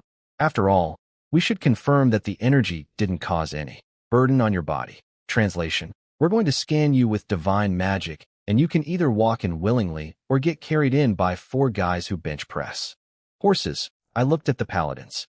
Looked at the bishop. Mentally cursed the Church of Light, their goddess, their ancestors, their fancy crystal cups, and their stupid red carpet. Of course, being bathed in holy light is my honor. I was going to die. This was how I died. Not in a dungeon. Not fighting monsters. In a church, getting a bath. The main cathedral hall was breathtaking and terrifying in equal measure. Massive painted dome ceiling showing paradise. Rainbow lights streaming through stained glass. And in the dead center, a 20-meter white jade statue of the dawn goddess herself, barefoot on thorns, one hand sheltering her chest protectively, the other raising a glowing lantern called the Morning Star. The statue radiated a pressure that made my knees want to buckle on their own. My body was literally trying to worship without my permission. I stood beneath her, feeling like an ant under a magnifying glass on a sunny day. Relax, child. Bishop Alban began chanting on the altar. Gentle particles of holy light condensed in the air and drifted toward me like golden snowflakes. I was not relaxed. I was the opposite of relaxed. Here's my problem. I'm a transmigrator from another world with a mysterious cheat system floating in my brain. If this goddess's holy scan flagged me as otherworldly demon or heretic entity, I'd be cremated on the spot, live, in front of an audience, with no refund on my 2,000 gold. And of course, because the universe hates me, halfway through the ceremony, those gentle holy particles suddenly went berserk. Boom! Oh no! Oh no! The Holy Light Cathedral. A giant white building that looked like God decided to stab the skyline with a fancy sword. Every step I took inside, The voice in my head screaming, "Leave," got louder. In a world where gods are real, walking into their headquarters is like going through a full-body scanner while hiding contraband. Except the contraband is my entire existence as a person from another world with a cheat system. The front doors opened. 2 rows of silver-armored temple knights simultaneously slammed their spears on the floor. Dome. My soul briefly left my body. Not the kind of welcome I needed right now. Red carpet, golden everything, and Bishop Alban himself waiting at the end, dressed like the world's most expensive Santa Claus, platinum staff in hand, smiling like he already knew what I ate for breakfast. Raymond, Paladin Captain, my Scarface buddy, slapped my shoulder hard enough to reclassify it as assault. Our hero, just doing my job, I wheezed through a collapsed lung. The meeting room was so luxurious I was afraid my poverty would stain the furniture. Paintings worth entire towns. Crystal drinking glasses. The air probably cost money to breathe. Raymond handed me a black magic card. 2,000 gold coins. Usable at any gold wheat union bank on the continent. I'm sorry. 2,000. 280 per person from the mission reward and loot shares. The rest is the church's personal thanks for saving our clergy. 2,000 gold. That's nearly 6,000 times my first earnings in this world. My brain was still buffering when Bishop Alban dropped the interrogation. Mr. Victor, I have a small curiosity. That arrow, boy. You're not a light follower. No divine magic license. Yet you apparently defeated a 4th circle dark mage. That wasn't a normal arrow.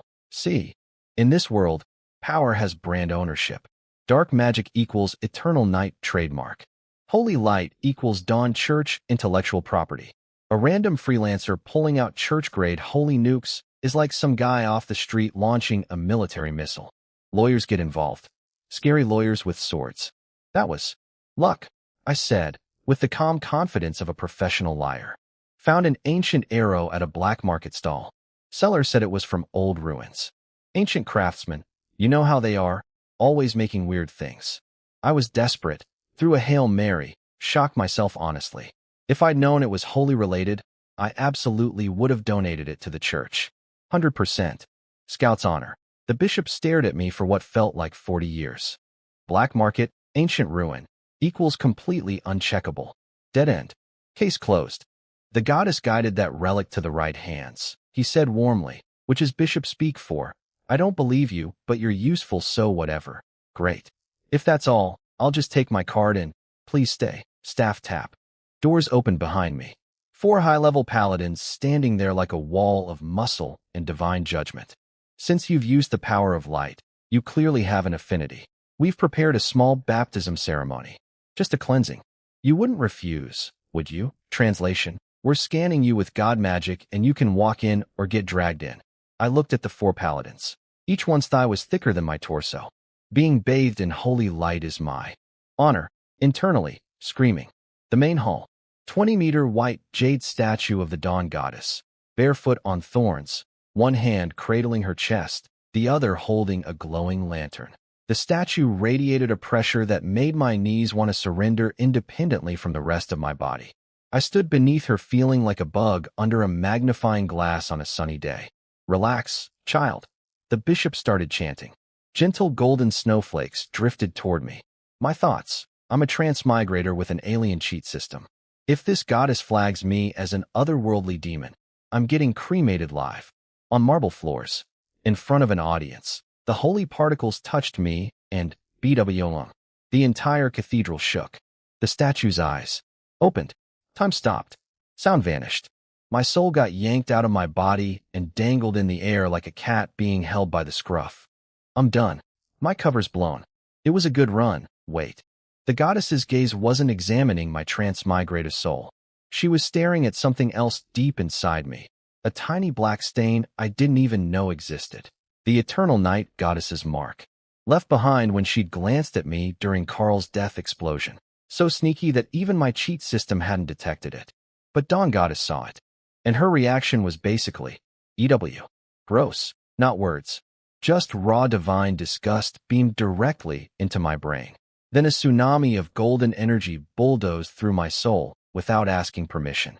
The black stain shrieked and evaporated like a vampire in a tanning bed.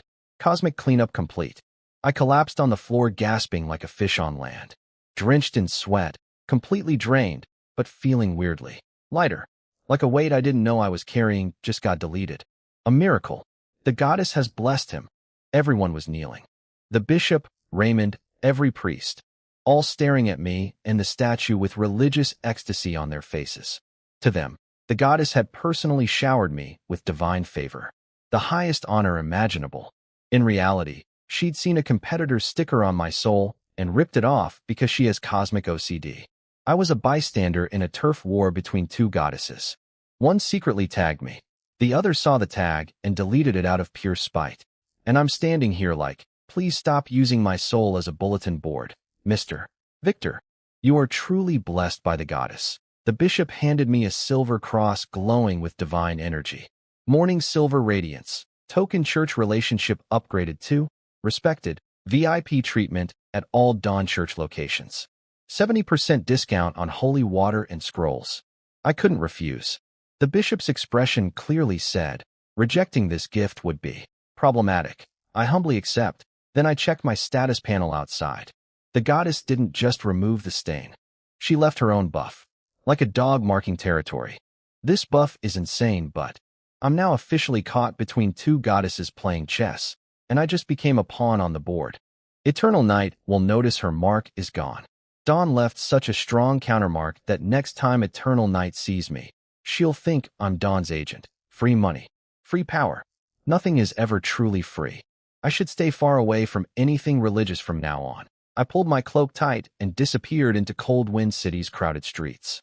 The market noise and mundane chaos felt like a warm blanket after the divine soap opera. But the 2,000 gold card in my pocket made me smile despite everything. First stop, the Ranger Guild's 4th floor. The premium gallery. The VIP section I'd never been rich enough to enter. Softwool carpets. Faint incense. No shouting. Just quiet luxury. How can I help you, sir? I want a better bow. Apologies, sir. This floor requires senior rank. I was about to leave when a high elf manager rushed over. Mr. Victor, we've just learned of your connection to the Church of Light. The guild has upgraded your rank to senior, and all items here are available to you at a 20% VIP discount. The church's influence traveled faster than my feet. I'd been in here for 30 seconds, and they already knew about the bishop's blessing. So much for the guild being independent from religious influence, I muttered, following the elegant elf toward the weapon displays. Horn Eagle Wing Bow, modeled after the legendary Windrunner. 500-year wind-dried whisperwood, adult Horn Eagle tendon string. 500 gold, Dragon Roar Bow, Fire Dragon Bone Powder Core, Dwarf Master Forged. Every arrow carries bonus fire damage. 600 gold. I was finally shopping in the big leagues. With money, connections, a goddess's buff, and absolutely zero idea how I got here from being a broke orphan in a backwater town. Life comes at you fast when gods start using your soul as a post-it note. Level 5 Dungeon. The Dark Corridor Zone. A maze of caves covered in glowing moss. A Level 3 Shadow Weasel was running for its life through the stalactite forest. These things are famous for being ridiculously fast and impossibly slippery. Most rangers just end up shooting at empty air while the weasel laughs and disappears. This weasel was not laughing, because I wasn't chasing it like a normal hunter. I was strolling behind it casually, like a guy walking his dog in the park, holding my brand new bow and using this whole hunt as a warm-up exercise. 3 quick arrows, each wrapped in wind energy from the bow itself, slammed into the ground near the weasel's feet. Not hits. Intentional near misses. I was hurting it. Like a sheepdog nudging a sheep into a corner, I was controlling its movement pattern with precisely placed, almost got you, shots, funneling it into a specific angle. The weasel thought it was dodging brilliantly. It wasn't. I was the choreographer, and it was dancing exactly where I wanted. No special skills activated. No prediction eyes. No wind techniques. Just the bow doing its thing. Warm-up's over. Let's test the instruments. I pulled a different arrow. The energy around it shifted to something dark and quiet. When I released it, there was no sound. Not even a whisper of wind. Total silence. The weasel was mid-leap, ears up, waiting for the familiar whoosh to know which direction to dodge. Nothing came. Until, THP, the arrow was already through its back leg. No blood. Just gray-black death energy eating through the muscle fiber like acid through paper. Rest note. Hold still. Next arrow, deep blue. Frost element. Pinned the left leg. Ice spreading from the impact point across its body like fast-growing crystal. Follow-up arrow, blue-white. Lightning. Hit the spine. Nerves fried. The weasel's last attempt to struggle became a stiff, twitching seizure. Slow first, then lockdown. Don't panic, buddy. Just follow my lead. The weasel was now a frozen, electrocuted, poisoned, completely immobilized statue. I drew the bow one final time. A node inside the bow's body lit up crimson red. And that's the final movement. The arrow turned cherry red. I released. The bowstring sounded like a war drum ending a symphony. A red meteor streaked across the dark cavern and hit the weasel dead center. Boom. Fireball. Shattered ice fragments. The smell of barbecue. No scream. The weasel was deleted from existence before sound could travel. A 2-meter scorched crater was all that remained. I lowered the bow and blew imaginary smoke off the tip. That entire fight was pure equipment flex. I used my breathing technique to locate it and my dance step to keep pace. That's it. Everything else, the wind arrows, the dark energy arrow, the frost arrow, the lightning arrow, the fire nuke, all came from the bow itself. No skills needed. The bow did all the work. This is what 960 gold coins buys you. My new weapon, the 5-star harmonic resonance bow, made from 1,000-year echoing wood, a magical tree species where wind blowing through its hollow chambers creates different musical tones depending on the element. Fire wind, frost wind, lightning wind. Each one plays a different note through the wood's natural channels. The internal grain pattern is the magic circuit. No runes needed. No enchanting required. The tree literally grew its own spell system. The design blueprints came from high elves of the Moonlight Grove. The core magic gem was custom forged by dwarf master craftsmen using magic cores and enchanted alloys. The final assembly required a space magic specialist to fit everything together. The bowstring was woven from the central fiber of a symbiotic vine that grew alongside the echoing wood for centuries, making it compatible with every element type. Basically, I was holding a miniature wizard tower shaped like a bow.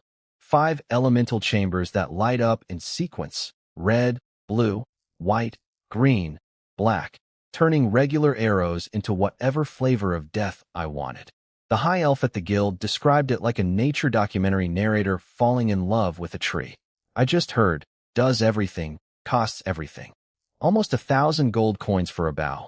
I pried the still intact magic core from the smoking crater with my knife. Waste not, want not. But totally worth it. I finally understood what those pay-to-win players in my previous life's video games felt like. That rush of, I spent way too much money, but now everything dies when I look at it. Except this wasn't a game. In this world, gold that doesn't become combat power is just shiny metal waiting for a dragon to steal it. The crystal card still had about 1,000 gold left, plus my personal savings. The bow ate half the church's reward in one bite. Next purchase, defensive gear. Good armor costs even more than weapons at this tier, so I needed to farm a few more level 3 monsters first to pad the budget. But for now, I had 1,000 gold bow, 5 elements on tap, and a dungeon full of monsters who had no idea what was coming. I vanished into the darkness, footsteps silent as a ghost, grinning like an idiot. This is what being rich feels like, and I never want to go back to being poor. Level 7. The 1,000-pillar corridor. A giant underground maze of natural stone columns that smelled like rotten moss had a baby with a sulfur mine. And I was sprinting through it with an army of red-eyed cave people behind me. Hundreds of level 2 bloodthirsty cavemen screaming and waving rusty weapons, chasing me like I owed them money. Which I didn't. I owed them arrows. I didn't bother turning around. My hands were a blur. Grab arrow, knock, draw, release. The whole sequence so fast it looked like a muscle spasm with deadly consequences. Arrows rained backward like a sprinkler system of death. Every single one found an eye socket or a throat. This wasn't marksmanship anymore. This was an industrial process. Mid-massacre, my prediction eyes spotted the commander hiding in the mob, a level 3 caveman warlord, 3 or 4 times bigger than the grunts. Applause. I twisted midair, boots detonating with a sonic boom. and performed a physics-defying spinning leap. My bow flashed red. Boom. Explosive arrow straight to the warlord's chest. It flew backward, trailing smoke like a failed rocket. Before it even landed, 2 wind-accelerated arrows punched through its throat. Job done. I mean, loot done. The cavemen panicked without their leader. I used those precious seconds of chaos to slide over to the warlord's body and slap a spatial stone on it. 5 gold per stone, single use, but it shrinks an entire monster corpse into a pebble. Way better than dragging a body the size of a car back to the surface. Now here's where things got industrially efficient. See, I had a new setup. My backpack and arrow quiver were made from the same space beast's stomach, meaning they shared one 50 cubic meter pocket dimension. And my backpack was enchanted with resource recycling. Translation: I throw dead monsters into the backpack. The backpack eats them. 3 seconds of horrifying crunching, grinding, bone-snapping sounds later. Ding! A fresh bone arrow pops out of my quiver, still warm. The monsters become the ammunition used to kill more monsters. The ultimate circular economy. So picture this. Me, performing elegant 3-beat dance steps through a battlefield, gracefully pirouetting between stone columns, while also grabbing corpses by the ankle and yeeting them over my shoulder into a backpack that sounds like a garbage disposal eating a skeleton. Nah, this one's too skinny. Brittle bones. Toss. Ooh, this one's nice. Thick thigh bones. Good for armor-piercing arrows. Toss. Crunch, crunch, crunch. Ding. Fresh arrow. Truly the most disgusting recycling program ever invented. My combat style had evolved from elegant shadow archer to murderous trash collector who dances. I was having the time of my life when my breathing technique screamed a warning. The tunnel ahead lit up with hundreds, no, thousands, of red eyes. The ground shook. 2 level 3 monsters leading another massive wave, flanking me from the side. Oh, come on. Again, let me explain how I got into this mess. For months had passed since the Bone Tyrant raid. I'd enchanted every single piece of my equipment with blue enchantments. Most of my blue tier skills had hit max level at LV.15. I was stacked, and because I was addicted to purple enchantments now, but also because the Bone Tyrant raid taught me that group raids are terrifying, I decided to try something ambitious. Solo a level 4 monster. After days of research, I picked my target, a level 4 abyssal caveman, the regional boss of this area. Huge mistake. This thing didn't fight fair. It didn't do the classic boss monster thing where it sits in a room waiting for you to challenge it honorably. Day 1 was normal enough. I cleared 100 level 2 grunts and 1 level 3 lieutenant. Standard farming. Day 2.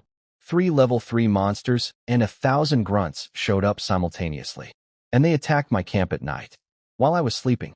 This isn't a monster. This is a military general who Red Sun TZU. The level 4 caveman was running a tactical operation against me. Surrounding maneuvers, attrition warfare, sleep deprivation attacks, wave after wave of reinforcements. It was treating me like an invading army that needed to be ground down through logistics. Even with infinite ammunition from my recycling backpack, I was one guy. My body could keep going, but my mental energy had limits. You can't maintain prediction eyes and breathing radar 24 hours a day without your brain melting. Smart men don't fight losing battles. Retreat. I activated Spotlight, went full silent mode, and slithered into the stone column forest like smoke, sprinting toward the level 7 camp. Behind me, impotent roaring and the sound of cavemen smashing rocks in frustration because their target had vanished. Humbling. Very humbling. For months of grinding, blue enchantments maxed out on everything, 1,000 gold bow, and I still couldn't solo a level 4 monster. The gap between can easily farm level 3 and can challenge level 4 was like the gap between can swim in a pool and can swim across the ocean. I got cocky. I admit it. I thought all that gear and all those skills meant I was ready. The caveman warlord and his 10,000-strong army politely informed me that I was not. Maybe.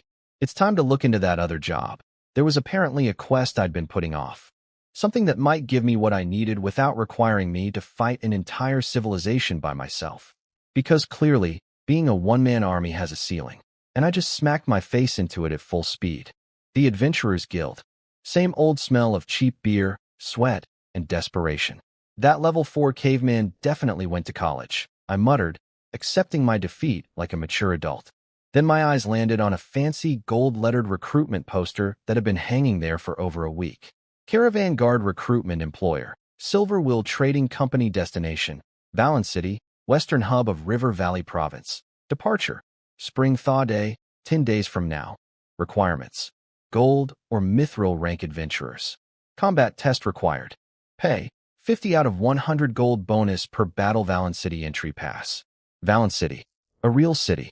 Mage Guild headquarters, proper facilities, everything Coldwind City pretends to be, but isn't. This frontier town was basically the tutorial zone, and I'd been hanging around way too long. Time to see the big city. I tugged my cloak tighter, trying to hide the fact that my gear was glowing like a Christmas tree underneath. See, over the past 4 months I'd enchanted literally everything. Arrows, boots, even my underwear chainmail, with blue enchantments. Amazing for combat. Terrible for discretion. The Shadow Veil oil I bought from Myra's shop ages ago? Completely overwhelmed. Putting it on my gear now was like draping a tissue over a searchlight. I'm covered in expensive enchantments. Glow was bleeding through everything. If I could get certified as a mage and become an enchanter myself, at least I'd have a cover story for why all my stuff glows. Enchanting is actually a mage specialization in this world. And there's no restriction on getting multiple professional certifications. If you're talented enough, you can stack as many classes as you want. Most people only specialize in one thing because of time, money, and brain capacity. But having that mage certification would explain a lot of suspicious things about me. Decision made. Join the caravan, get to Valence City, figure out the mage thing there. The Silver Will Trading Company had a massive plaza in the trade district. When I arrived, there was already a line stretching around the block. Mostly young people my age, ambitious adventurers who saw Coldwind City for what it was, a stepping stone. Valence City was where real careers happened. I joined the queue and immediately the whispering started. Dude, look at that guy's bow. That thing looks insanely expensive. Gotta be over 1,000 gold. Puffed, probably just for show. Rich kids love flashy toys. My cloak was low-key. My attitude was low-key. But strapping 1,000 gold masterwork bow to your back is about as subtle as wearing a diamond necklace to a job interview at a fast food restaurant. I ignored everyone and studied the test arena. Left side, melee fighters sparring with the company's armored guards. Right side, ranged combatants. Rule was simple. Survive 10 minutes against a warrior without losing. Certified mages got to skip straight to interviews because apparently having a diploma matters even in fantasy worlds. The company guards were decent, early gold rank level, solid equipment, but their combat instincts were predictable. Textbook fighters. By the manual types. Next, Victor, my turn. I walked onto the field and unslung my bow. The guard facing me was a big boy, 200+ pounds, kite shield, one-handed warhammer. He saw my bow and his eyes flickered with that classic, easy fight against a ranged class, confidence. Then he noticed the bow itself and got momentarily distracted by how pretty it was. Watch out, kid. My hammer doesn't have eyes. Then he charged. Full speed. Kite shield up. Human battering ram. I just stood there. He got within 20 meters. The pressure wave from his charge was hitting my face. Then I moved. 3 beat. Applause. Boom. A thunderclap exploded under my feet, so loud the charging guard flinched mid-sprint. 1 instant of hesitation, and in that instant, I was already gone. A gracefully bowing afterimage stood where I'd been, while the real me materialized 10 meters to his side and rear. What the? He smashed my afterimage with his hammer. Hit nothing but air and embarrassment. I already had the bow drawn. The red fire gem inside the bow blazed to life. Since we'll be working together, let me introduce myself properly. I released. The fire arrow hit his shield, and, instead of the metallic ping you'd expect, produced the sound of a battering ram hitting a castle gate. Boom. A 200-pound armored warrior got launched off his feet. He skidded backward 3 or 4 meters before barely catching himself. Shield arm shaking so violently, he almost dropped it. His face said, "What just happened?" But his body said, "Please never do that again." I wasn't done. My fingers danced on the bowstring, switching between white lightning and blue frost without pause. For arrows in rapid succession. Not a single one aimed at him directly. Every arrow landed on his shield edge, at his feet, or exactly where he was about to step. Ice arrow hit the ground, instant skating rink. The guard's legs went in 2 different directions. Almost did the splits in full plate armor. Lightning arrow exploded on his breastplate. Electricity crackling through the metal, muscles spasming, every movement becoming a jerky puppet dance. Slow, then control. Same recipe I use on dungeon monsters. Works on humans too. The guard felt like a fly trapped in a web. Every direction he tried to move, an arrow was already there, hurting him back. His impenetrable defense looked silly against elemental attacks that didn't care about shields. Stop. 1 minute. That's all it took. The examiner, a middle-aged man in silk robes, jumped to his feet and called it. He had sharp eyes. He could see this wasn't an exam. It was a one-sided lecture. The young archer was so far above the guard's level that continuing was just cruel. You pass. He speed-walked onto the field, glancing between his sweating, trembling guard who hadn't touched me once, and me, standing there without a single heavy breath. Mr. Victor, yes? Your abilities exceed our requirements. Welcome to the Silver Will Caravan. Thank you. I did a little bout whirl, purely for style points, and slung the still frosty weapon onto my back. The crowd of young adventurers was staring at me with their mouths open. Complete silence. So this is what it feels like to be an endgame player going back to the beginner zone. Every MMO player's fantasy, and I was living it. This trip to Valen City is going to be fun. The next few days were all about shopping for the caravan trip. Dried food, alchemy potions, the usual road trip survival kit. I ducked into Starlight Hand, Myra's enchanting shop, for my regular supply run. The lavender and mercury smell hit me like an old friend. Welcome to AH. It's you. Mira spotted me and reacted like I was a wanted criminal. She whipped around to a tall woman standing beside her and started pointing at my face. Sister, this is the guy. What did I do? He comes in every time, buys like 15 bottles of Shadow Veil oil, and never orders any enchanting work. He's obviously a spy from a rival enchanter. He's buying our concealer to cover up their shoddy work. It's an insult to Starlight Hand's reputation. In Myra's brain, buying their oil without buying their enchanting was like going to a Michelin restaurant just to steal soy sauce packets for your instant noodles at home. Unforgivable. Then I noticed the woman next to her. Deep purple mage robes with silver star trail embroidery on the sleeves. Wavy hair like seaweed in a shampoo commercial. Gold-rimmed glasses on a sharp nose. The overall vibe of a university professor who could either recommend you for a scholarship or destroy your academic career with one email. Behind those glasses, ice blue eyes that could cut diamonds. This was the sister, the actual enchanter, and she was staring at me with undisguised curiosity. Time to improvise. I unslung my bow and placed it on the counter, channeled some energy into it. The red fire gem inside blazed to life, filling the dim shop with searchlight-level illumination. See? I'm a stealth ranger. This bow glows like a lighthouse. I need the oil to not die in the dark. That's why I buy so much.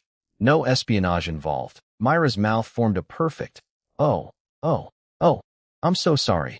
I thought you were from Black Iron Hammer next door. I totally misjudged you. Please forgive me. No worries. Caution is healthy. Now, the usual. Except I'm traveling far this time. Give me 30 bottles. 30? Coming right up. 20% off for the misunderstanding. She zoomed into the back warehouse like a guilt-powered rocket, leaving me alone. With the sister. Silence. I reached for my bow to put it away and realized she was still staring at me. Not like a shopkeeper looking at a customer. More like a scientist looking at a fascinating lab specimen. Nice cover story. She pushed up her glasses, smirking.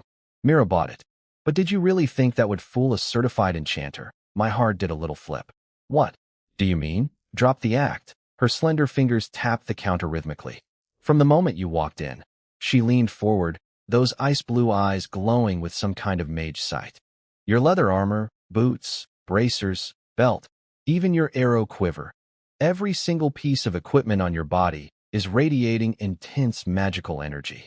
You've got enough concealer oil caked on to paint a house, but to my senses, you're a giant fireball streaking naked through the midnight sky. Blinding. This is what happens when an amateur tries to fool a professional. I was a kindergartner who drew a mustache with marker and tried to buy beer. Your enchanting technique is unusual, she continued, thankfully not pressing the identity crisis. I've never seen this methodology. It's not any school I'm familiar with. She was curious, not suspicious. Her brain had already constructed a theory. Is this the work of some reclusive master enchanter?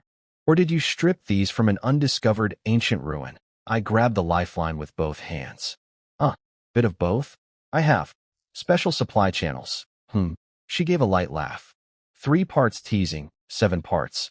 I see through you completely, but choose not to destroy you. So where are you traveling that you need 30 bottles? You're not putting this stuff on your face, are you? My embarrassment could have excavated a 3-bedroom apartment under Coldwind City. Ahem. I'm escorting a caravan to Valence City. Valence City? Something flickered in her eyes. You know it? I graduated from the Star Radiance Mage Tower there. She said it casually, like mentioning she'd gone to the grocery store. Formally trained. Academy graduate. A real mage from a real institution. My eyes lit up like my bow's fire gem. This woman was a living guidebook. Could I ask you something? What are the Mage Guild's certification requirements in Valence City? And how does someone get a meditation technique? She gave me a look, the kind you give someone who just asked, how do I become president? You want to be a mage? She scanned my purely physical combat ranger appearance up and down, expression getting progressively more amused. Any mage guild on the continent will certify you if you can construct a complete first circle spell model. That's the test. Then her tone shifted to something between pity and dark humor. As for meditation techniques, those are the crown jewels of every mage tower and noble family on the continent. The secret sauce, the class barrier, the ticket to the upper world. She held up one finger and wagged it. Option 1. Sell your soul to a mage tower. Sign a multi-decade apprentice contract. Start by washing test tubes and cleaning toilets. If you're lucky, you'll learn the basics in 10 years. Option 2. Buy leaked fragments at auction. Budget. Tens of thousands of gold minimum. Risk. Going insane from practicing an incomplete technique. Tens of thousands of gold. Or cleaning toilets for a decade. My heart sank to somewhere around my ankles. There's no other way. Sure there is, she shrugged. Be the biological child of an elemental lord. Or achieve some revolutionary breakthrough in magical theory so groundbreaking that archmages beg you to join them. And they'll hand you a technique for free. She actually laughed out loud. Although, given the enchanting style on your gear, you might not be as far from revolutionary breakthrough as you think. Mira burst out of the back room hugging a crate. Sir, 30 bottles. All packed. The sister waved dismissively. Charge him 70%. Consider it a farewell kindness before Valence City crushes his dreams. Outside, the cold wind slapped my face back to reality.